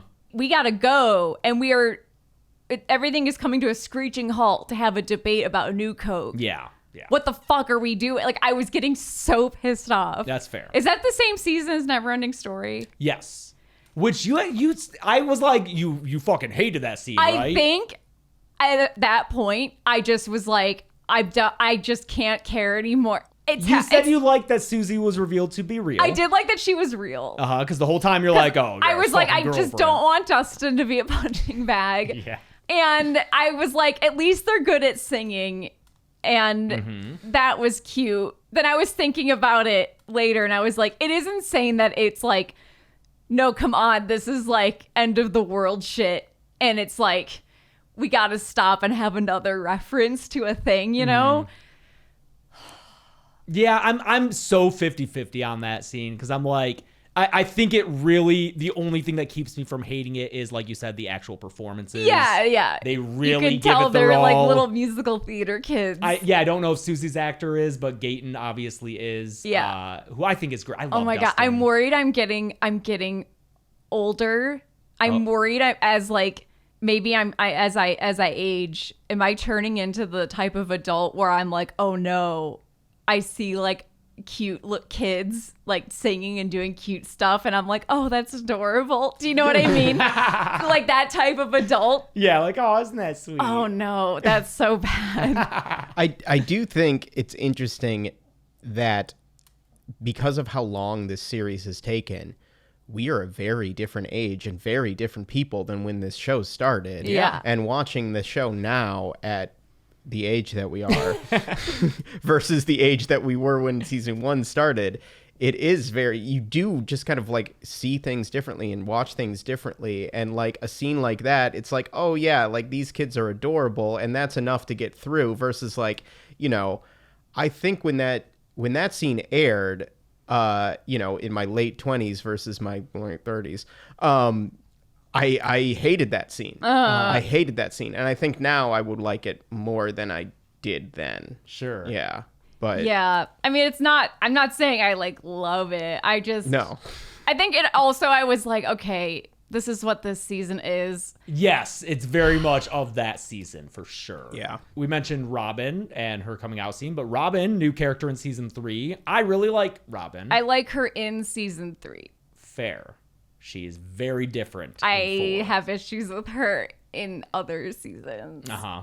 But in 3, I really love her as a foil to Steve. Yes, I do too. I love the grouping of her, Steve, Dustin, and Erica. Goat team right there. Yeah, I think it's a great lot of fucking fun. team. And I think it's so funny that their whole thing, even though it does end up connecting to the main plot, at first it doesn't, because they just pick up this signal on their radio and they're like, let's just follow this cuz. Yeah. It's because Dustin's being shut out by... and that's another thing about this season that I do like, is that it's very real in the aging. And that's what I like about Stranger Things as a whole, is that it does show realistic depictions of friendships changing as you get older. In season 4, you have Lucas with the basketball team and all Love that. In season 3, it's Lucas and Mike have girlfriends now. Will doesn't, and Dustin's is, a long distance thing. So there's a lot of division there. And I love, like, when they're climbing up the hill to do Dustin's radio thing, and Mike and 11 are just like, let's just fucking go back and make out. And they're like, they just peace out. Like, we all had friends growing up who, like, they would rather just leave and make out. And it's like, come on, we're trying to be friends here. And I think that really starts to motivate Will's story, where it's like, oh, why don't you have a girlfriend, dude? You just want to keep playing D&D. He's the most, he's probably the youngest character-wise. The actor is the youngest of the 4 for sure. And he seems the youngest, he seems the littlest until season 5, when I'm like, oh no, Gaten didn't grow. But yeah, so I like that element of them as well. Yeah. Hopper sucks in season 3. Oh my God, what did they do? I don't know why they had What did they do? They took a character who was such a good masculine, iconic television character, and such a good, like, masculine role model. He's like a tough guy who gets shit done, but he's also in touch with his feelings. He's willing to talk about his like how sad he was and how he cried when his daughter died. Because obviously he's like, he's not like a dick, but he's I don't know. Yeah, like assertive. He listens to, like, once he, I don't know, when he's presented with evidence of something, he listens. I don't know. Like, yeah, he's a good character. He's gruff. Yeah. But, and then season 3, literally someone says anything and he's, oh, well, and it's just, I don't know. It's horrible. It's awful writing. Yeah. It's terrible. And it's first with 11 and Mike, and then with Joyce, and like, dude, they should have disintegrated him. It's so crazy. The Joyce stuff, I think, is just so unforgivable. Like, poor Joyce. Just to have him treat her that way, yes, correct, is baffling. Like, when you have where he's supposed to be this, like, father figure where he's just his one of his defining characteristics is supposed to be how loving and compassionate he is. Yeah. Not just for Elle, not just for Joyce, but for, like, the town, for everybody. Like, he's supposed to be like the dad to the town. Yeah. And to have him suddenly go to where he's like borderline, like, one of these days, yeah, dude, where he's like potential family annihilator. It's crazy. Well, he feels very Archie Bunker. Like, not in like the racist way, but just in the surly, like, oh, Edith, like, my fucking dumb wife over here. It's crazy, man. Yeah, it sucks to watch. It's a bummer. It's so bad. As we already discussed, this is also the introduction of the Russian storyline, which again takes away a lot of the mystique of the American government in the shadows. It's just so boring. And I just feel like they were like, whoa, if we're going full 80s reference here, the thing. Let's make Terminator. let's make it a full 80s movie and have the Russians be the bad guys. Yep. And it sucks. And and also let's just make it Terminator. I hate Grigori. I hate the Russian Terminator. Terminator's so boring. terrible. I do like Alexei though a lot. Yeah, Alexei, R.I.P. found dead in a ditch next to corn dog stand. No, it's like him and Murray. Like, what he's like showing Murray something he won at the carnival. Woody Woodpecker. Oh yeah, Murray does like a pretty good Woody Woodpecker. He This scene is outrageous. This show loves capitalism. It's so crazy because they go to the carnival and Murray's explaining like, well, all the games are rigged. The whole thing, it's America. Every carnival game's rigged. But Alexei, he plays the balloon game and he learns that America is the land of opportunity and it's not rigged because he wins and everyone cheers. And then he gets fucking shot in the chest by the Russian Terminator and dies. In the fucking mud next to the tilt-a-whirl. It's crazy. A little bit more Murray here. Still not too much for me. It's 4 when I just fucking had it with him. Oh, man. I just tune out Murray whenever he's on screen. That's fair. Is 3 or 4 when he, like, it's him and Jonathan and Nancy? That's 2. That's 2, right? When I they come, think it's 2, yeah. Okay. When he helps these teenagers have sex, basically. Yeah, and gives them alcohol. Oh, does he? Yes. Oh man, Murray, you should be in jail. Yeah. for many things. Yeah. Yeah. Let's see, season 3, more Erica, which is great. Love her and her gaming the free sample system. I would also do that walking home from school because there's a Baskin Robbins on the way. Billy is now full-fledged villain after getting infected. Oh, because Karen almost sleeps with him but decides not to. Yeah. Chelsea. I think she should get to as a treat. I agree. Yes, thank you. I completely agree. I was like all ready for like know. good. I'm glad this is happening. Holly's taking a nap on Ted's. On the lazy boy. This poor woman. Ted doesn't deserve it. I know. I know. Yeah, when season 1 comes out, I'm like, oh, Nancy's cute. Now I'm like, oh, that Karen Wheeler. Like, she has to be married to Ted Wheeler. Yeah. I'm sorry. She, like, he's not doing it for her. Like, this poor woman just, like, she's reading her romance novels in the tub. That Karen Wheeler, like... I just feel so bad for her. Yeah, it's sad. It's sad. It's real sad. I just don't think anyone could be mad at it. I disagree with that, but if it was a different show, I think she would have. Yes, I agree. But I think there's also an element of it to where people don't want Billy to have that victory. Because he's such a piece of shit. You don't want him to be like, yeah, I got to fuck Mike's mom. You know? That's true. Yeah, like you don't want Phrasing that guy it that having way. that. Yeah. He doesn't get to. He instead gets infected. And so, Dacre Montgomery's great. Yes. He's excellent villain performance. Yeah. Yeah. Such a scary villain, too. Like a human villain. Makes the Mind Flayer work as a villain because gives him the face. Yes, that's exactly. fair. Yes, he's like the part of that season that works. Yeah, and I also think this is when I really start to love Nancy when she's working at the Post. Yes. And being assertive and having to deal with fucking Busey. Oh my god. Right, Busey. I forgot Oh about wait, that. we didn't talk about the fucking mayor. Yes! Is Carrie Ellis? Carrie I Ellis. didn't know. Chelsea had no idea. I had no idea. The Carrie scene was Ellis. coming up. I was like, oh, Chelsea. Here we go. Wait till you see the mayor. Oh my god, I was I'm a so mayor. excited. I love all the scenes with him and Hopper because I'm like, yes, I am siding with the shitty mayor. Did you say, is he like, I don't care about your dead daughter? And I was like, dude, same. Fuck you, Hopper. I don't care. Yeah. Carrie Ellis, I hope we get to see him in season 5. I hope Just visit him in jail. Give us a little bit, please. Give us a little taste of, or even on the news. They could say like, disgraced mayor has finished his time and is retiring to Boca Raton or some shit. Like, give us something. Yeah. Give us a little bit of a taste of Elvis. He's running for Senate. That's better. That's better for sure. Or like state rep. Yeah. Right. And then season 3 has the big finale in the mall where that's where I was so you were bored. mad at I that. was so bored because that's a big. that. I mean, and I went into the behind the scenes on that. A lot of work went into that glute monster.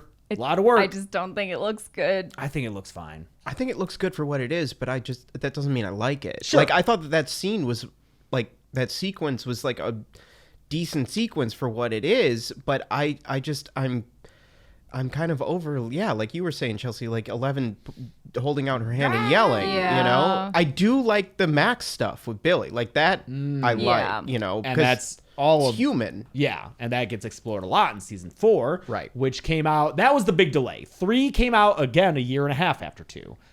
4 was just under 3 years after season 3. So yeah, and they all look gap. completely different. They do, yeah. Like 1 to 2, not that big of a difference. It's not that bad, yeah. Then 3 comes along, and they look older, especially if you compare them to 1. It's like, okay, they're old. 4 comes along, and oh fuck, okay, yes, they all look very different. They all look way different. But thankfully, I love 4. I think it's a little long, but overall a huge step up from 2 and 3. 4 is both more interesting and less interesting. Well, okay, so with 4 is the splitting up of all the characters drastically. Yes. 4 is geographically. Like these characters do not because all the seasons split off the characters, you know, but they come back, they interweave. 4 is completely separate strands of story until the finale when they finally get back together. And so it sucks when some of those strands are the Russia stuff. I hate that. Like, I hate the Russia It was stuff. so fun watching with her when Hopper escapes and then gets recaptured. And me being like, oh, you thought we were done? There's 2 times. There are 2 times. Because then they where escape you later. think you're done with Russia, and it's like, no. Yeah, near the end, they escape the prison, back. and they're like, wait, we have to go back into the break back in. I screamed. I couldn't fucking believe it. Yeah, the Russia stuff's a drag. It's awful. I hate Yuri. Yuri's awful. And you know, this was just in the kill count that came out, so a lot of stuff will probably be repeated. But like, Murray is completely over the top here. His karate, he's on screen way more. They crash a plane. Yeah, because he's fucking doing a karate fight in the plane. It's just it's like awful. That shit sucks. It sucks so bad. And you know what's funny is from what we have seen of season 5.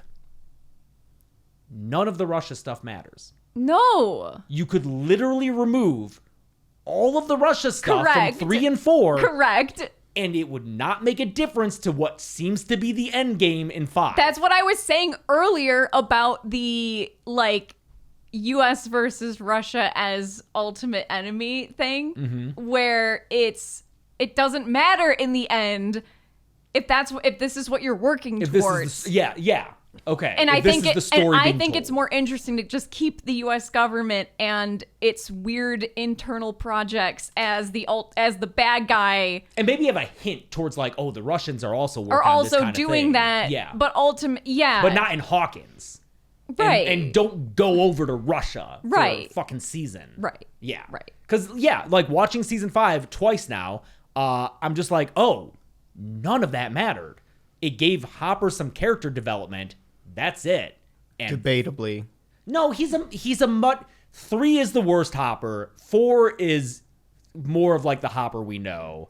Yeah, but if they didn't do that bullshit in season 3, sure, yeah, you know, like it's all 4 was just fixing season 3's problems with basically, Hopper. Yeah. Like they needed some kind of course correction after they built to this moment of him dying. We all knew he wasn't going to die. Yeah, but like, that was just to fix the bullshit. Like, and they had to spend that whole plot getting him to the point of like, oh, he's actually the Hopper that you know and remember. And with like, that was the purpose of Russia, was fixing their mistakes from season 3. Yeah, because even what they do in the finale is so like tagged on of like, oh, we can help by hurting these guys because they're part of the hive mind, and maybe that'll help the kids somehow. Like they don't even really know what's going on. They're like, yeah, for all they know, the kids could be doing something entirely different, and they're just like, we're here too. Yeah, it's so dumb. It drove me crazy. Did you like Jock and Hagar as prison guard? Anton? I always liked Jock and Hagar. I was very excited to see him show up. I feel like his like whisper line delivery doesn't work in this show. He's like, oh, Hopper, I will get you to your wife. Don't worry, your lover. No, I like him. He's nice.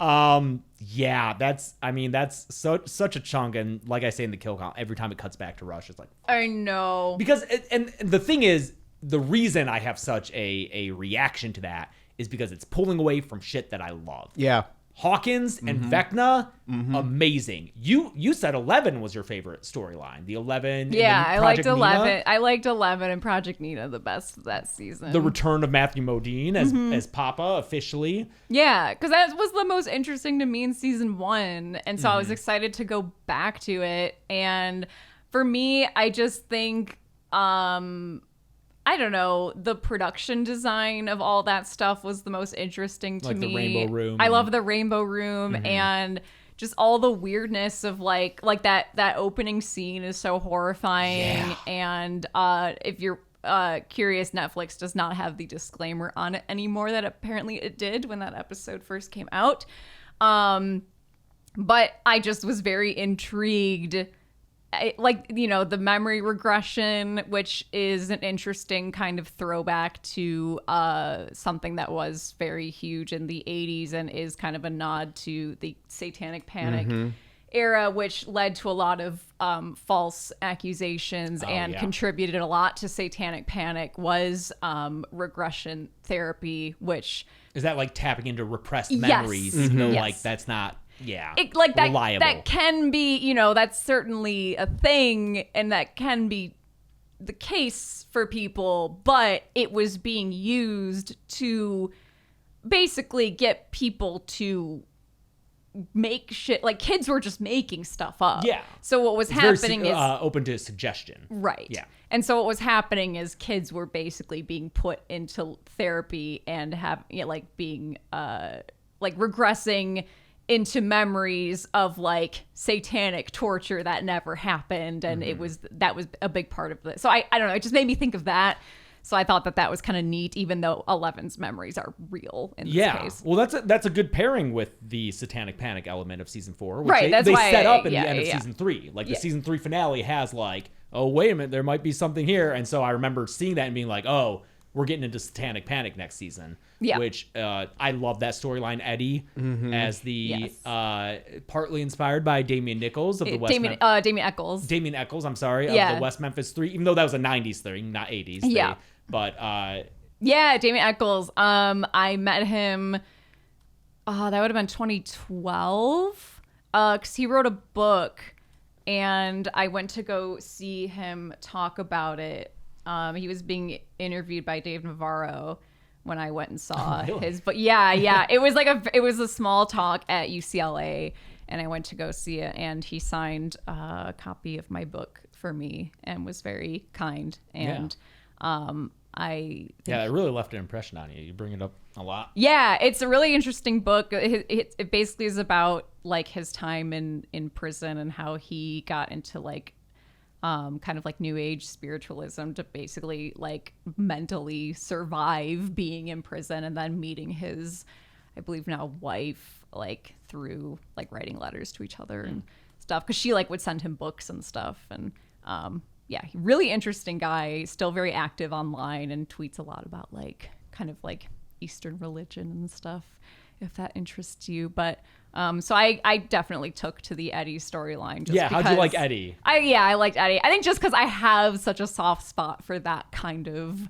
misunderstood type person, just being very tuned into stories like the West Memphis 3 and that kind of like, and just everyone we've met the past 8 years doing what we do. Well, yes, yeah. We meet so many fans who look like Eddie and are the biggest sweethearts. And I feel like it's such a, 80s, 90s, those characters are bullies and the villains. And now it's like, oh yeah, it's just like, he's into metal and D&D. Like he's a little weirdo who society doesn't like, but he's a good guy. And so, I love him as a character. How'd you feel about Jason? We never really talked about that.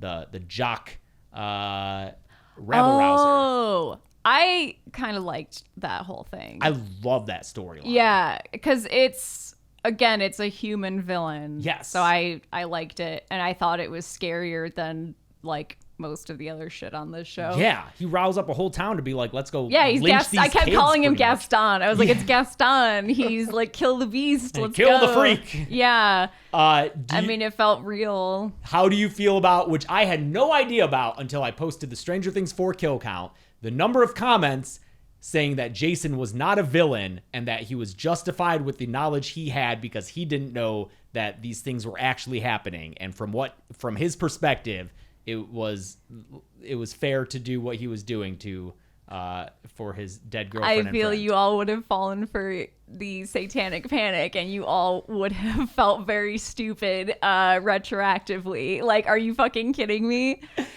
I was shocked. Like, I'm sorry, are you stupid? Like that's just villains? You mean villains? Yeah. Like, so you're saying you would have fallen for satanic panic then? Their argument is, I guess, that, you know, he sees Patrick rising in the lake and dying from supernatural means, and Eddie's right there. So clearly it's justifiable to assume that... That's a pretty big... To be like, we're all going to get guns and terrorize this town.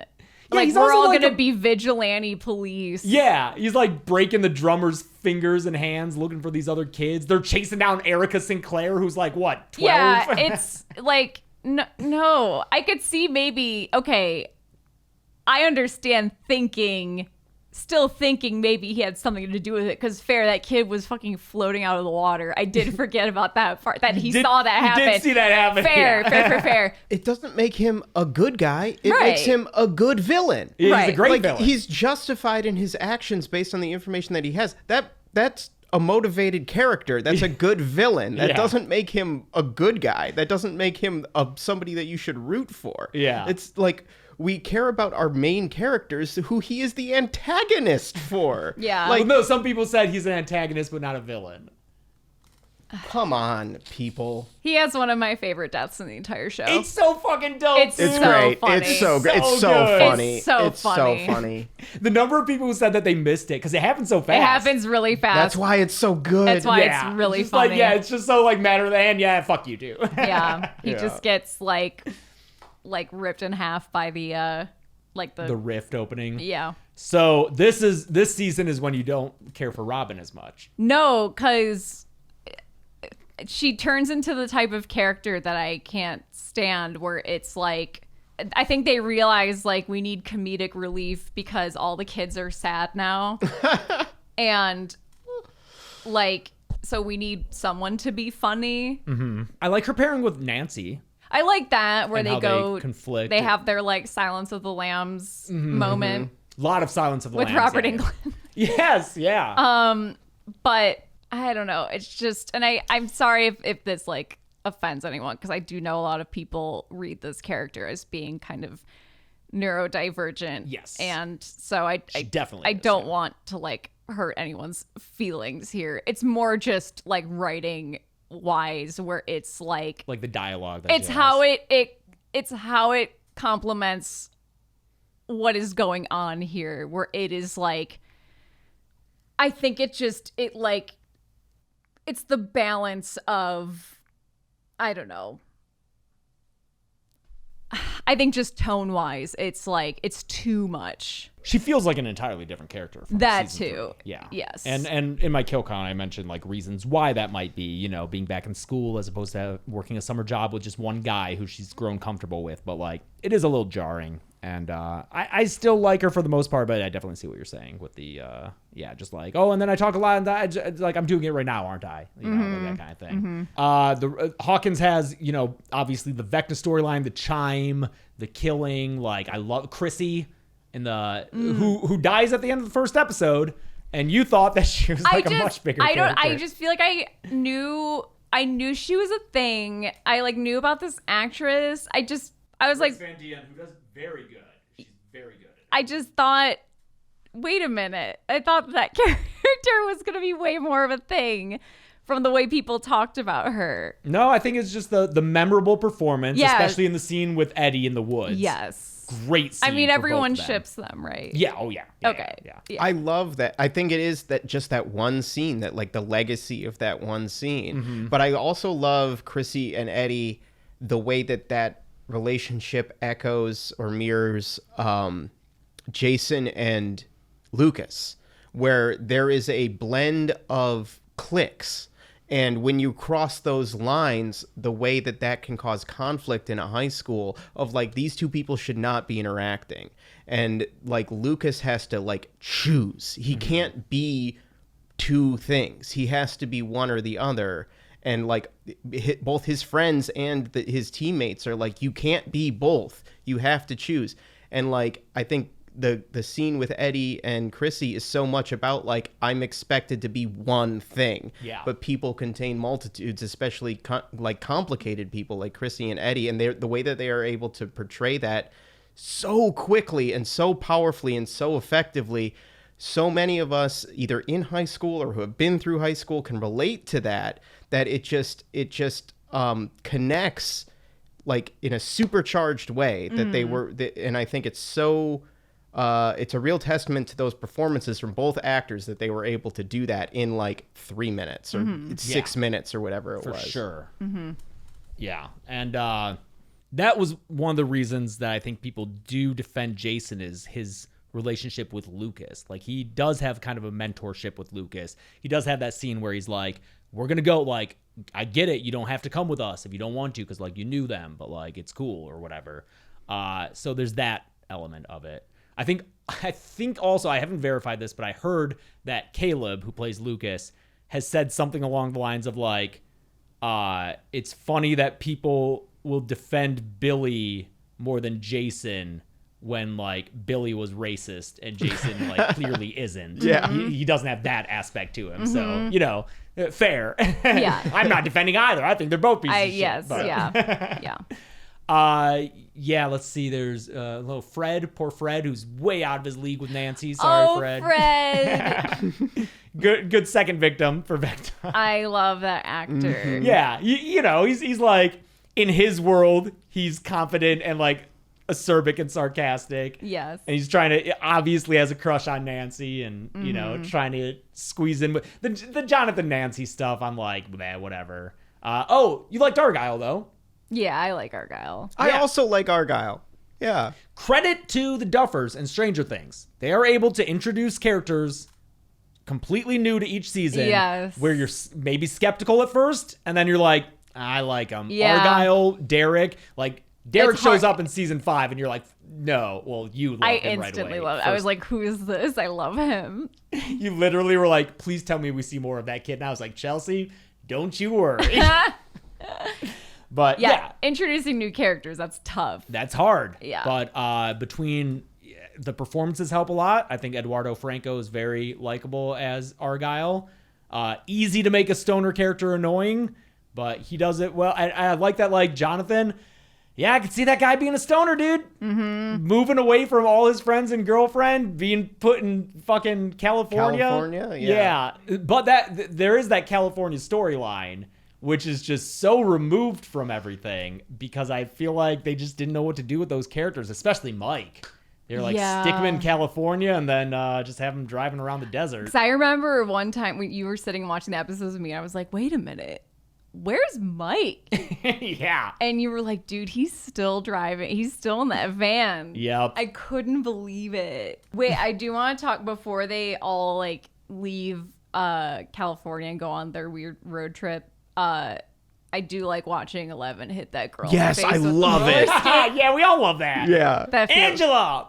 That feels so good. Fuck that bitch. Oh my God, she'd be so injured. Yeah. Oh yeah. Well, they say she had got a concussion. Yeah. Like, which she would have. Yes. Yeah. But yeah, I mean, the level of bullying, my that God. choreographed wipeout milkshake attack. Like, oh my God, dude. Oh my God. Brutal to watch. That, I mean, the actress who plays her is great because, Yeah. man, I hate her so much. I also love the action one-shot shootout when they think it's the pizza arriving, but it's Sullivan's guys, the military who was looking for 11, and it's like that whole like unbroken one shot where, especially, I love it how the agents who are just sitting there watching golf actually spring into action. You see like why they have those jobs. I love that's not just like a flat depiction of like, oh, these oafish fucking agents. It's like, no, they can also handle business. I just was laughing. Poor Joyce. She can never have a house that doesn't get just fucking trashed. Yeah, it's just completely shot up. Oh my God. Windows broken and everything. Season 3 or 4. I mean, Vecna, Yeah, I like Vecna. He's good. Yeah, he's cool. Like Jamie Campbell Bower is so cool. You pretty much knew all along. Oh yeah, all of it. You like most of it. Yeah, you knew that when Jamie Campbell Bower shows up as the intern, you knew that was Vecna. Well, yeah, because I knew Jamie Campbell Bower was Vecna. Okay, and then I think it was like during the Robert England flashback, you were like, "Oh, I bet his son is Vecna." Well, we spent a whole weekend with that child at a convention. Yeah. We rode in the shuttle with him. And then, I think you also figured that he was also one, right? Yes. So for me, I don't know what I was doing, but when that was revealed that all 4 of those were one character, I was like, fucking cinema, dude. I still love it as a reveal. I mean, I think figured he cool. was like, oh, there was a one, but it's a sad story. And like, we get that far in the season and we have not addressed that again. I was like, okay, well, he's just one. Yeah. Come on. And I think I missed that the son went into a coma. I think I just... Yes, and they never show... Because Robert England's like, he kept showing visions, and they show like the mom having visions and the daughter, and they don't... Yeah. But because he's like, my son went into a coma and died later, so maybe they just told him that, or that's what he believed. It's like in Spiral when... Oh, yeah. They don't show his partner in Shank. They don't show him in the trap. Yeah. And so you instantly figure out that he's the Jigsaw copycat. I still think it's cool. Reveal, great villain, Jamie Campbell Bower. And just like, as we've said, having a villain who can talk and emote and say actual things and where have a that's motivation. the fight at the end versus like, I know I do like that. Yeah, you have like Billy in season 3, but the ultimate fight at the end is still with this giant glute monster where that's when I'm like asleep on the couch. Like you have a Vecna fight, which is still a little silly. Look, it's all gonna be kind of silly, but it's less boring to me because it's like a guy in a suit. Yeah, at least. I think it's such a great way of explaining how to do effective VFX, where you are using them as enhancements, not whole cloth creation, to build on top of the suit to do the tentacles and all of that is so good, and it makes it better instead of being distractingly other and out of place. Like there is a guy there in the physical space, and you can like feel the physical presence there. And the performance is also very imposing and looming, and he's bigger than Elle and all these, and Max, and it's, like that aspect of it, I think all really contributes to making him an effective villain, that real physical presence, outside of this like looming distant thing. I have seen some people say that they're disappointed that the Lovecraftian terror of the Mind Flayer in season 2. Well, because it's so big and otherworldly is now retconned to actually it was a guy. Actually, it was a guy who made it in his mind palace. Yeah, it was like a human dude who's controlling all this. It's not this otherworldly being. It's just a dude. Yeah. Who knows if that becomes another twist. I've seen some people theorize that. Yeah, because like at the end of season 4, the idea is that Vecna found the swirling particles and made the Mind Flayer, and so it's been Vecna the whole time. Actually, we'll see how it all shakes out. Yeah, we'll see. Who knows? Season 4 feels a bit to me like Max's season. I'm real sad that the running up the hill didn't work for you, because I cried my fucking eyes out when that scene happened. I thought it was gonna be like the end of the season. It does come at the end of episode 4. I was shocked that it was so early on. And I think because it had just come like after, for me, what was a bunch of TV that like I didn't enjoy that much, and also because it was a montage of things that, again, for me, I was like, I watched this like yesterday. Yeah. So like, I can't recommend that be the way that you watch it. So yeah, because for me, like, I was bawling my eyes out. Well, yeah, like that's as you because it's like, if you're watching it as it comes out, you're watching the kids grow up, and also at that point in time, I don't know if she's gonna survive. Yeah, and it cuts to black, and I'm like, oh fuck. Yeah. And I'm assuming figured that Sadie Sink was still in the show and Max was not going to die in that moment. I wonder if maybe they should have had Max die at the end of the season. Like she ends up in the coma, but like just as and I love Max, maybe my favorite character. Love Sadie Sink. God damn, the cast is so fucking big right now. Yeah, that like maybe calling some of them. They gotta kill a bunch of these kids. Chelsea was shocked when she started the rewatch and had heard that like none of the kids had died. You gotta kill.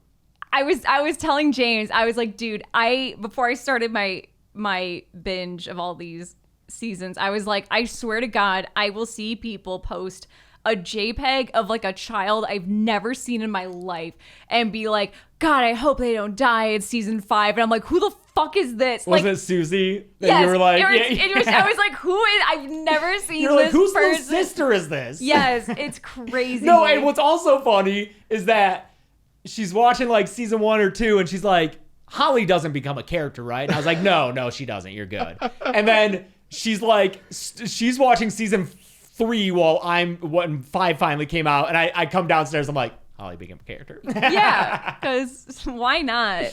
Yeah. Why not? But how'd you feel about season 4 overall? You liked it more than 2 and 3? I like it. I guess if I ever watched it again, I would just fast forward all the stuff in Russia. It That's sucks. fair. That's fair. But the other stuff you liked? The Vecna stuff, the 11 stuff? Mm-hmm.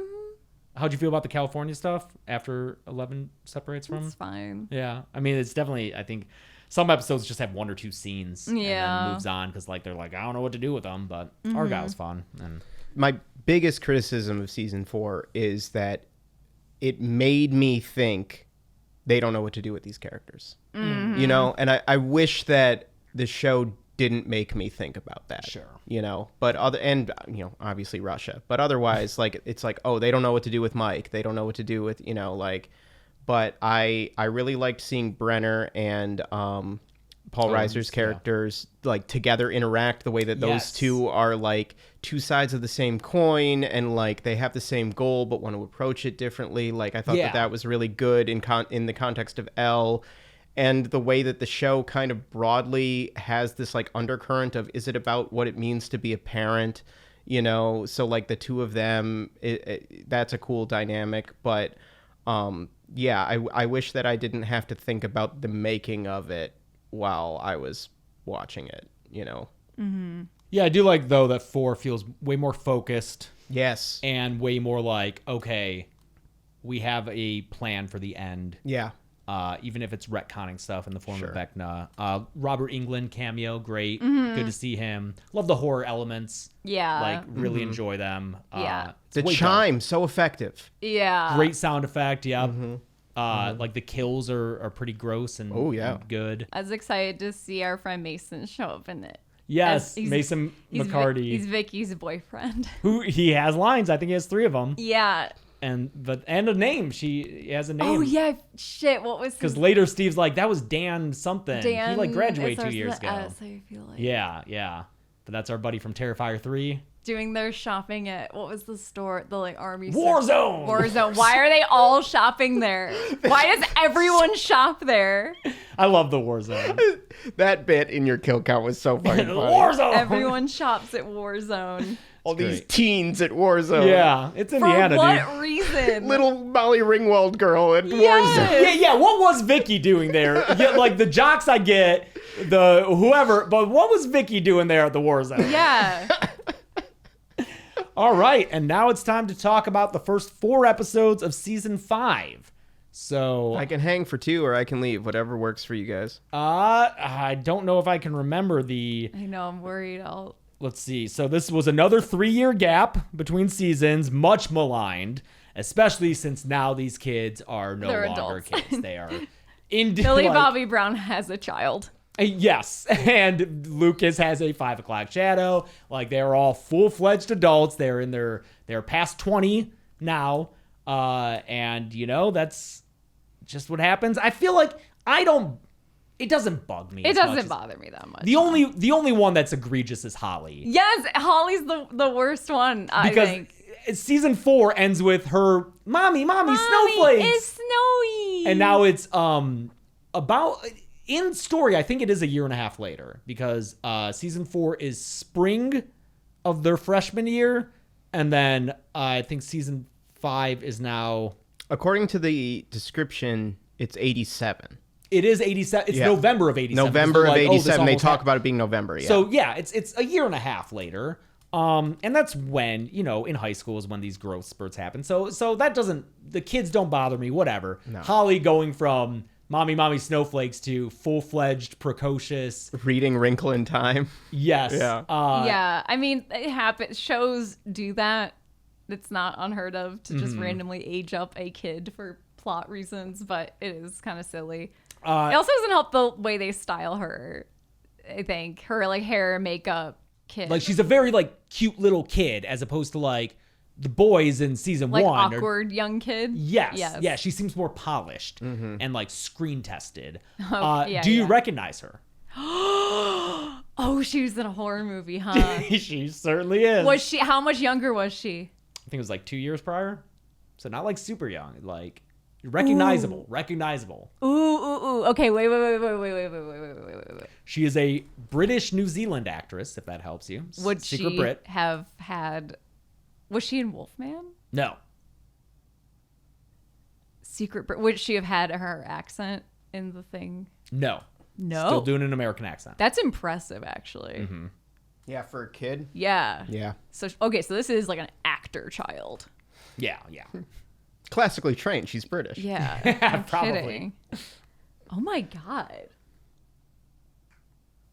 Is it? Do I like the movie? Yeah. Really? Mm-hmm. Oh shit! Do we review it on the podcast? I don't. Did we do it on? I can't remember. Did we see it in theaters? We did see it in theaters. Have I seen it? No. Okay. I don't think so. No. Dude, I don't know. She was the youngest daughter in Evil Dead Rise. Oh wow! Yeah.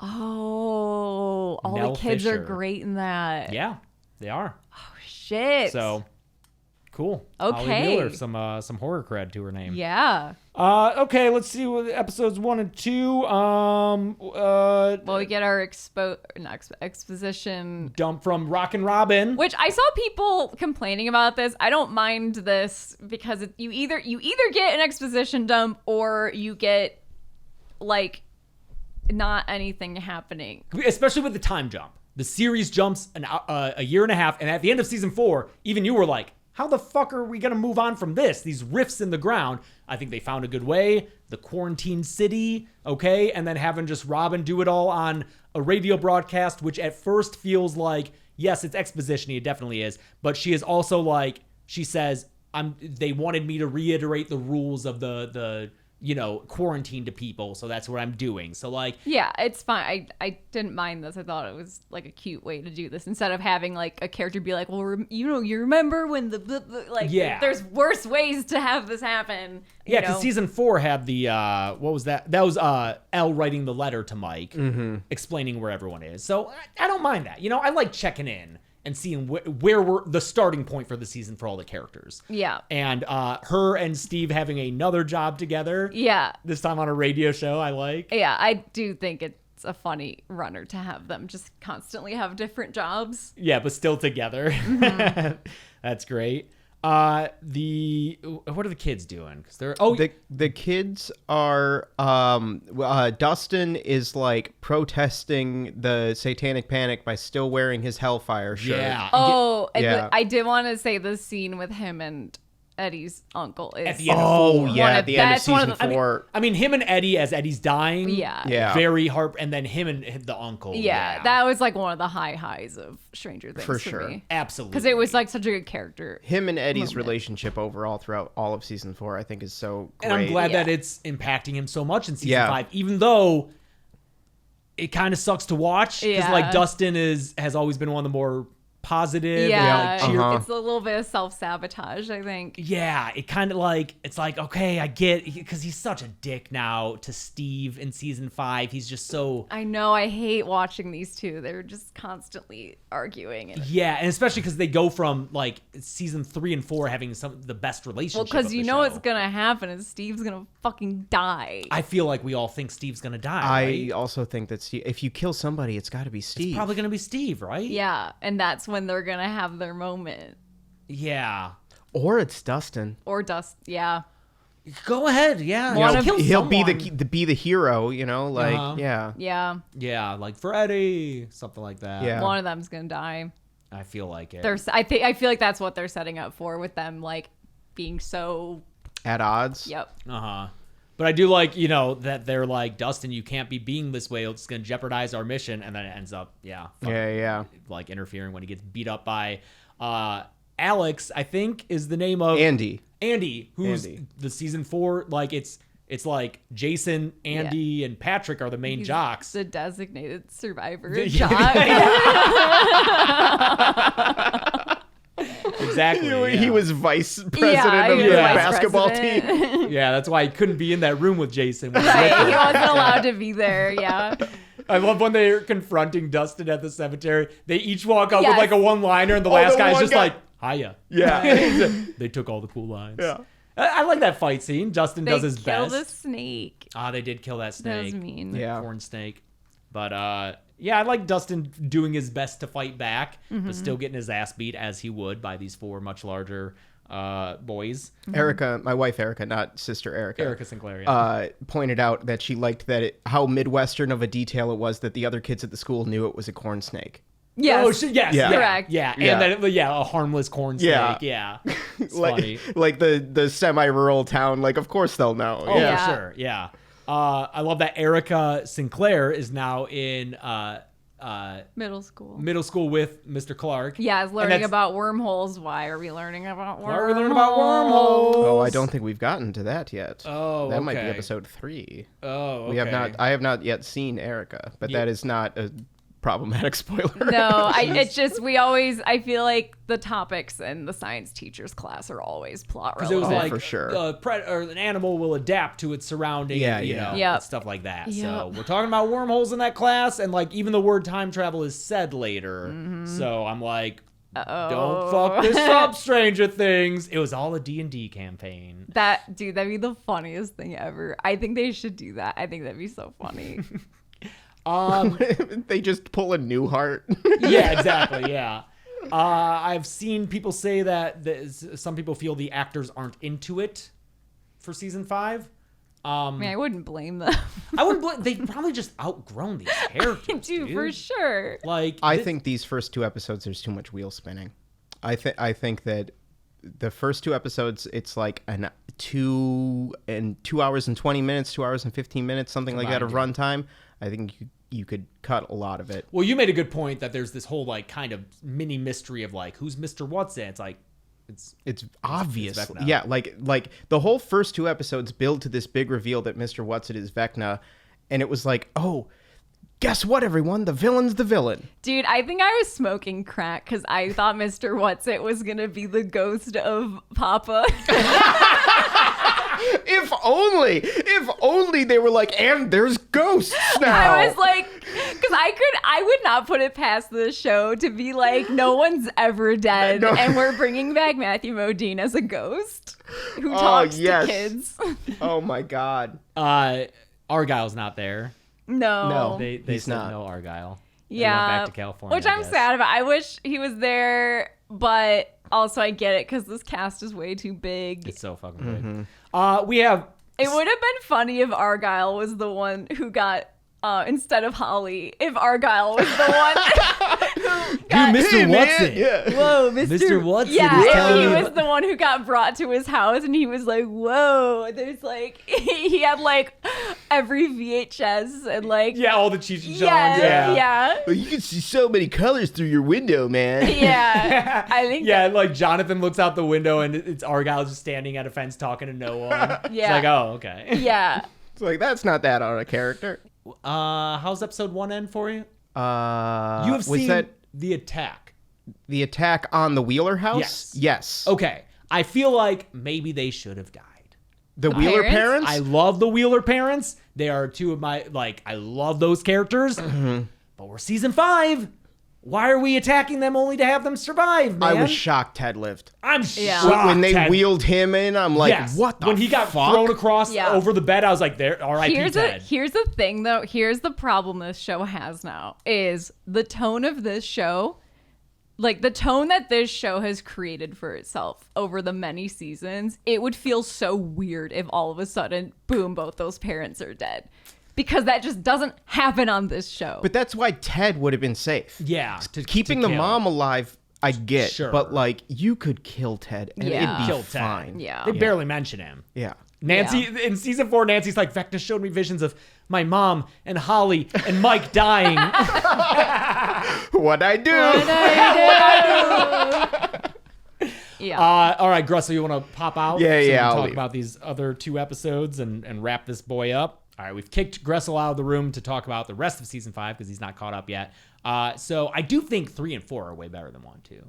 Yes. Because 3 is the one directed by Frank Darabont. Oh, yeah. Yeah, and it's great to bring him out of semi-retirement to get going on this. Yeah, you'll have to remind me what happens in each one. Okay, so with 3, that's Derek. More Derek. I love Derek. Dude, I think Derek is so funny. Derek runs up. I think he's in the first episode when he spins Holly. He's like, blast off! And he's wearing this dumbass outfit. And from that moment, Chelsea was like, who's that? Yeah. I want more. Instant. I love it at first sight. That kid is so funny. I love him. Like, dipshit Derek I is love so... dipshit Derek. I love how fucking funny he is. You said he would excel on Xbox Live. He was born too early for online gaming. Suck a fat one. Yeah, he would have been like king of streaming. He would have, dude. Yeah. He would have had a following. Yes. And I love that. Why does it smell like farts in here? Probably because of all my farts. He's such a crass little asshole, but then it's fun to see. It's because like he comes from this fucking family that's like rich as shit. Probably. Yeah, he comes from like the Matilda family. Yeah, only like they're kind of like low. Yeah, class. that's true. This is like they're, like, upper class. wealthy. Like the dad is always drunk, the mom's on Valium. They probably don't care what they're. He has an arcade game in his bedroom. Yeah. And so it's like, oh, he has He no needs structure. guidance, yeah. And so I love that when he finally gets some and sees that like Joyce fucking defend him from a Demogorgon with an axe. He like locks in, dude. Yeah. He's like, all right. He's delightful, Derek. He's delightful, Derek. He fucking leads this whole plan. I love him. People were saying he like speedran Steve's season 1 arc. Yeah. Where it's just like, oh, being from like an asshole to like reliable guy. Yeah. And I hope we get more of him. I'm glad people like I've seen online. He's like a fan favorite already. Oh, fuck People it. love him. And it's so funny because like the first, I think everyone except for you, the first appearance were like, fuck, a annoying little kid. Oh, he's gonna be a bigger part of the story. Oh wait, this kid's actually great. Yeah. And last we saw him, he was being like carted away by the military unconscious. So I hope we get more of him. Yeah. Or wait, no. No, I think the Demogorgon. Demogorgon's got Yeah, him. they Yeah. have all the kids. Yeah, they have all these kids, which who the fuck knows what they're. What is it like? Vecna wants to make a new army of like psychic kids. I don't know, dude. Because like he started with Will. So how do you feel about like Will? It's so funny. Gressel, like they don't know what they're doing with Will. Actually, they're giving him fucking powers. I guess it's cool. Who has a better story? Who has a better story than Will the Wise? It definitely feels like a brand type thing, but I don't know. I like that they're doing something with him. Yeah, it's nice that character doesn't feel so tacked on. Yeah, or just kind of useless, Not useless, but just kind of like in the background shaking. Yeah. And it's like, I like that he and Robin have the scenes together. Mm-hmm. You need that. I like when he sees her at the hospital, like I audibly exclaimed when I was watching it by myself. I was like, oh shit, he's going to find out. Mm-hmm. Great. Because then he has someone to talk to. Yeah. And like that leads to him like finding his powers, you know, that self-realization. But 3 is like, the capturing the Demogorgon plan, the tracker plan, where like they kidnap the family and then they Home Alone the whole house, which I love. Yeah, it's not even Home Alone. It's more like Nancy from Nightmare on Elm Street. Oh, it is, yeah. And it's Nancy leading the charge as always, yeah. And like the pit they make in the living room that he falls in, it's so fun. It goes very well for them. We've isolated Elle and Hopper in the Upside Down. And that stuff on my repeat watch with you, that was when I'm like, oh, we're back here? Okay. But, we get Linda Hamilton. Yeah, I don't know. The idea of having a base in the Upside Down is kind of cool. Yeah, that reveal, I was like, that was another audible like, oh, fuck. So that's cool to see. Yeah. I mean, that leads to the reveal. Oh my God. I can't believe it. And how funny would that have been if I skipped the bottle episode? Because I would have been like, who the fuck is that? And when you asked that, it was before season 5 came out. Yes. And I was like, no, you got to watch it, just in case. But watching season 5 by my... And what's funny is we started season 5 and I literally joked. I was like, yeah. dude, behind that door is going to be that chick from that episode. I thought that was a serious guess from you, and I just kind of straight-faced it. No, I was joking because I was like, that'd be so funny. Because, like, I did have that thought watching season 5 by myself. I was like, dude, it's something that's counteracting Elle's powers. Is it going to be fucking 8? And it was. Yeah. And, like, I'm excited to see what they do with her because, like, otherwise, yeah, that bottle episode, completely skippable. What's the purpose? If they actually fold it into having, like, a purpose in the end game, good. Yeah. Now you have to watch it. Now you have to. Why does Vecna look so weird and different? He looks more CG when he pops out at the end. He doesn't look like the same guy in a suit type thing. Got a new look. I've seen him call Ozempic Vecna because he's skinnier. Oh, yeah. He's also got more like, I don't know, spines and stuff. Yeah. He does that awesome kill with that guy with his hand. Yes, the hand through the face. Through the that face. was pretty cool. It was really fucking cool. Yeah, more of that, please. I did like that oneer with all the... This is the most I've ever liked the Demogorgons was this They look great season. now. Yeah. They do look good. In the multiple attack. And yeah, that oneer where it's going around like all the different spots. Yeah. It's like an up... They did it in 4 with the shootout. And then it was like, they were like, oh, let's do that again, but bigger. Mm-hmm. And I like that. Yeah, I like season 5 so far. I think maybe I'm just at this point, so my brain is just Stranger Things sludge that like, I think anything that's not seasons 2 or 3 or anything in Russia, I'm like, great, I love it. It's great. It's good. Yeah, no more Russia, which is awesome. Yeah. Holly, do you like Holly and her promotion to a bigger character? I'm curious where it's going. I mean, did you see Max coming back that way?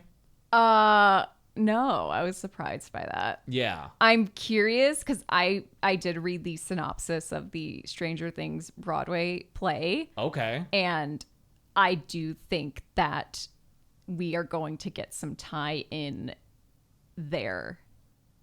Okay. In the Holly Max storyline, because I'm reading that synopsis, I was like, oh. Okay. I might have to do that. Because the flashback with our friend Birdie as Joyce is also a nod to some things that happen in the Broadway play. Okay. Maybe I'll read that. I've also ordered A Wrinkle in Time so I can read that and just look for clues. I feel like that's a big, like, they're referencing that a lot. They are, yeah. Uh-huh. I read that when I was a kid. I would totally reread it. And also, yeah, our friend Birdie, we met her at a convention early this year. Yes. Because she is dating Mason McCarty from end of Stranger Things 4 and Terrifier 3. And so they're together. He's at conventions doing signings. We meet both of them. She's awesome. They're both awesome. Mm-hmm. And she's in that hallway and we're like, is there more? I hope there's more. I really hope there's more. Because otherwise, why have it? I know. I hope there's more. But even if there's not, that's still so fucking cool. Because she looks just like she Winona looks Ryder, exactly dude. like her. Yeah. Mm-hmm. I love Birdie. She's so cool. We're going to see them when they visit soon. But yeah, like, why else show young Joyce? Because the poster that she was handing out for her Oklahoma play says Henry Creel as Curly. And so it's like that was one of the complaints I saw, is that in the final battle, Vecna just kind of tosses Joyce aside, doesn't kill her. And you made the good point that, like, well, they went to high school together. Maybe she was nice to him. They were in the drama program together. And the Broadway show, there's like stuff involving story. that. Mm-hmm. Okay. Awesome. Mm-hmm. Anything else from season 4? They drive the car. Steve drives it into the Upside Down. Well, Dustin keeps yelling at him. Oh yeah, Jonathan's gonna try to propose to Nancy with a little Band-Aid. No, this dude. is why I don't think she's gonna end up with either of them. I think that this is the nail in the coffin because, like, it's so ill-advised Yeah. to try to do this now. Because even at the end of 4, they're like, are we good? Yeah. Yeah, it's not romantic at all. Yeah, and it feels kind of regressive to have the two of them fighting over Nancy again, like they were in season 1. But I don't know. I do think they've toned down Robin a little bit. There's some like nitpicky things I feel about the writing. Just little pieces of dialogue, but like to explain them would be real nitpicky, and I don't want to go that long because we're already long. So I don't know. I like season 5 so far. I'm excited to see where it goes. I'm excited to see how it ends, and I think the end with Will is pretty cool. I thought it was pretty cool, killing the Demogorgons like Vecna kills people. Are we? I'm just like, are we gonna be time traveling, dude? Don't do time travel. I say do it. Let's get weird. Fuck it. Okay, if they do it, then you can't complain because you're saying to do it. I'm like, dude, don't fucking, because it's so risky. It should all be a dream. Fuck it. I just want to see how mad people get. That's cruel. Oh yeah, and Robin and Vicky are dating. Yes, it's cute. I like it. Yeah, I like them together. All right, let me go get Gressel. All right, Gressel's back behind the console. That is all of Stranger Things. Yeah. Up to this point. Yeah. All of Stranger Things so far. All of Stranger Things so far. That's right. Yeah. Even if it's not your favorite thing, I'm really glad you've done this so that we can watch the remaining episodes together in real time. I'm really excited about that. It's been fun hearing your opinions and talking to you about it because especially just, when I do the kill counts, they encompass so much of my brain space that like I just like have to be invested in it. And so it's nice to be able to share that with you finally, as opposed to just being like, yeah, in Stranger Things, Lucas is cool. I'm excited to now do something else that's not watch Stranger Things. It literally, has been your entirety the past week. Like the past week. And you know what? Like after, I'm going to try to do the season 5 kill count as soon as possible because once that's done, I'll probably never engage with this show ever again. Yeah, unless we go see the Broadway show. That still exists. If they do a spin-off, whatever. But like, it is nice to just be able to close a book on something, you know? And just be like, okay, that was a thing that's now over with. Because we didn't even really have that with Game of Thrones because the books never were finished. No. So even though the show ended very poorly, there's still always that aspect of like, there might be more in the future, even though I don't believe that. But it'll be nice to have the completion of something that I, for the most part, enjoyed. Yeah. We're going to try and see it in theaters. I'll try to. It's on New Year's Eve. Yeah, we've got a party to set up that's for. Tough. But maybe we can make it happen. I want to. It'll be a cool experience. Yeah. And to have like a crowd reacting to things, I think would be fun. Yeah. Well, cool. All right. That's it for this week. Thanks so much for joining us. Until next time. I'm Chelsea. I'm James. And that's Gressel. And this has been the Dead Meat Podcast.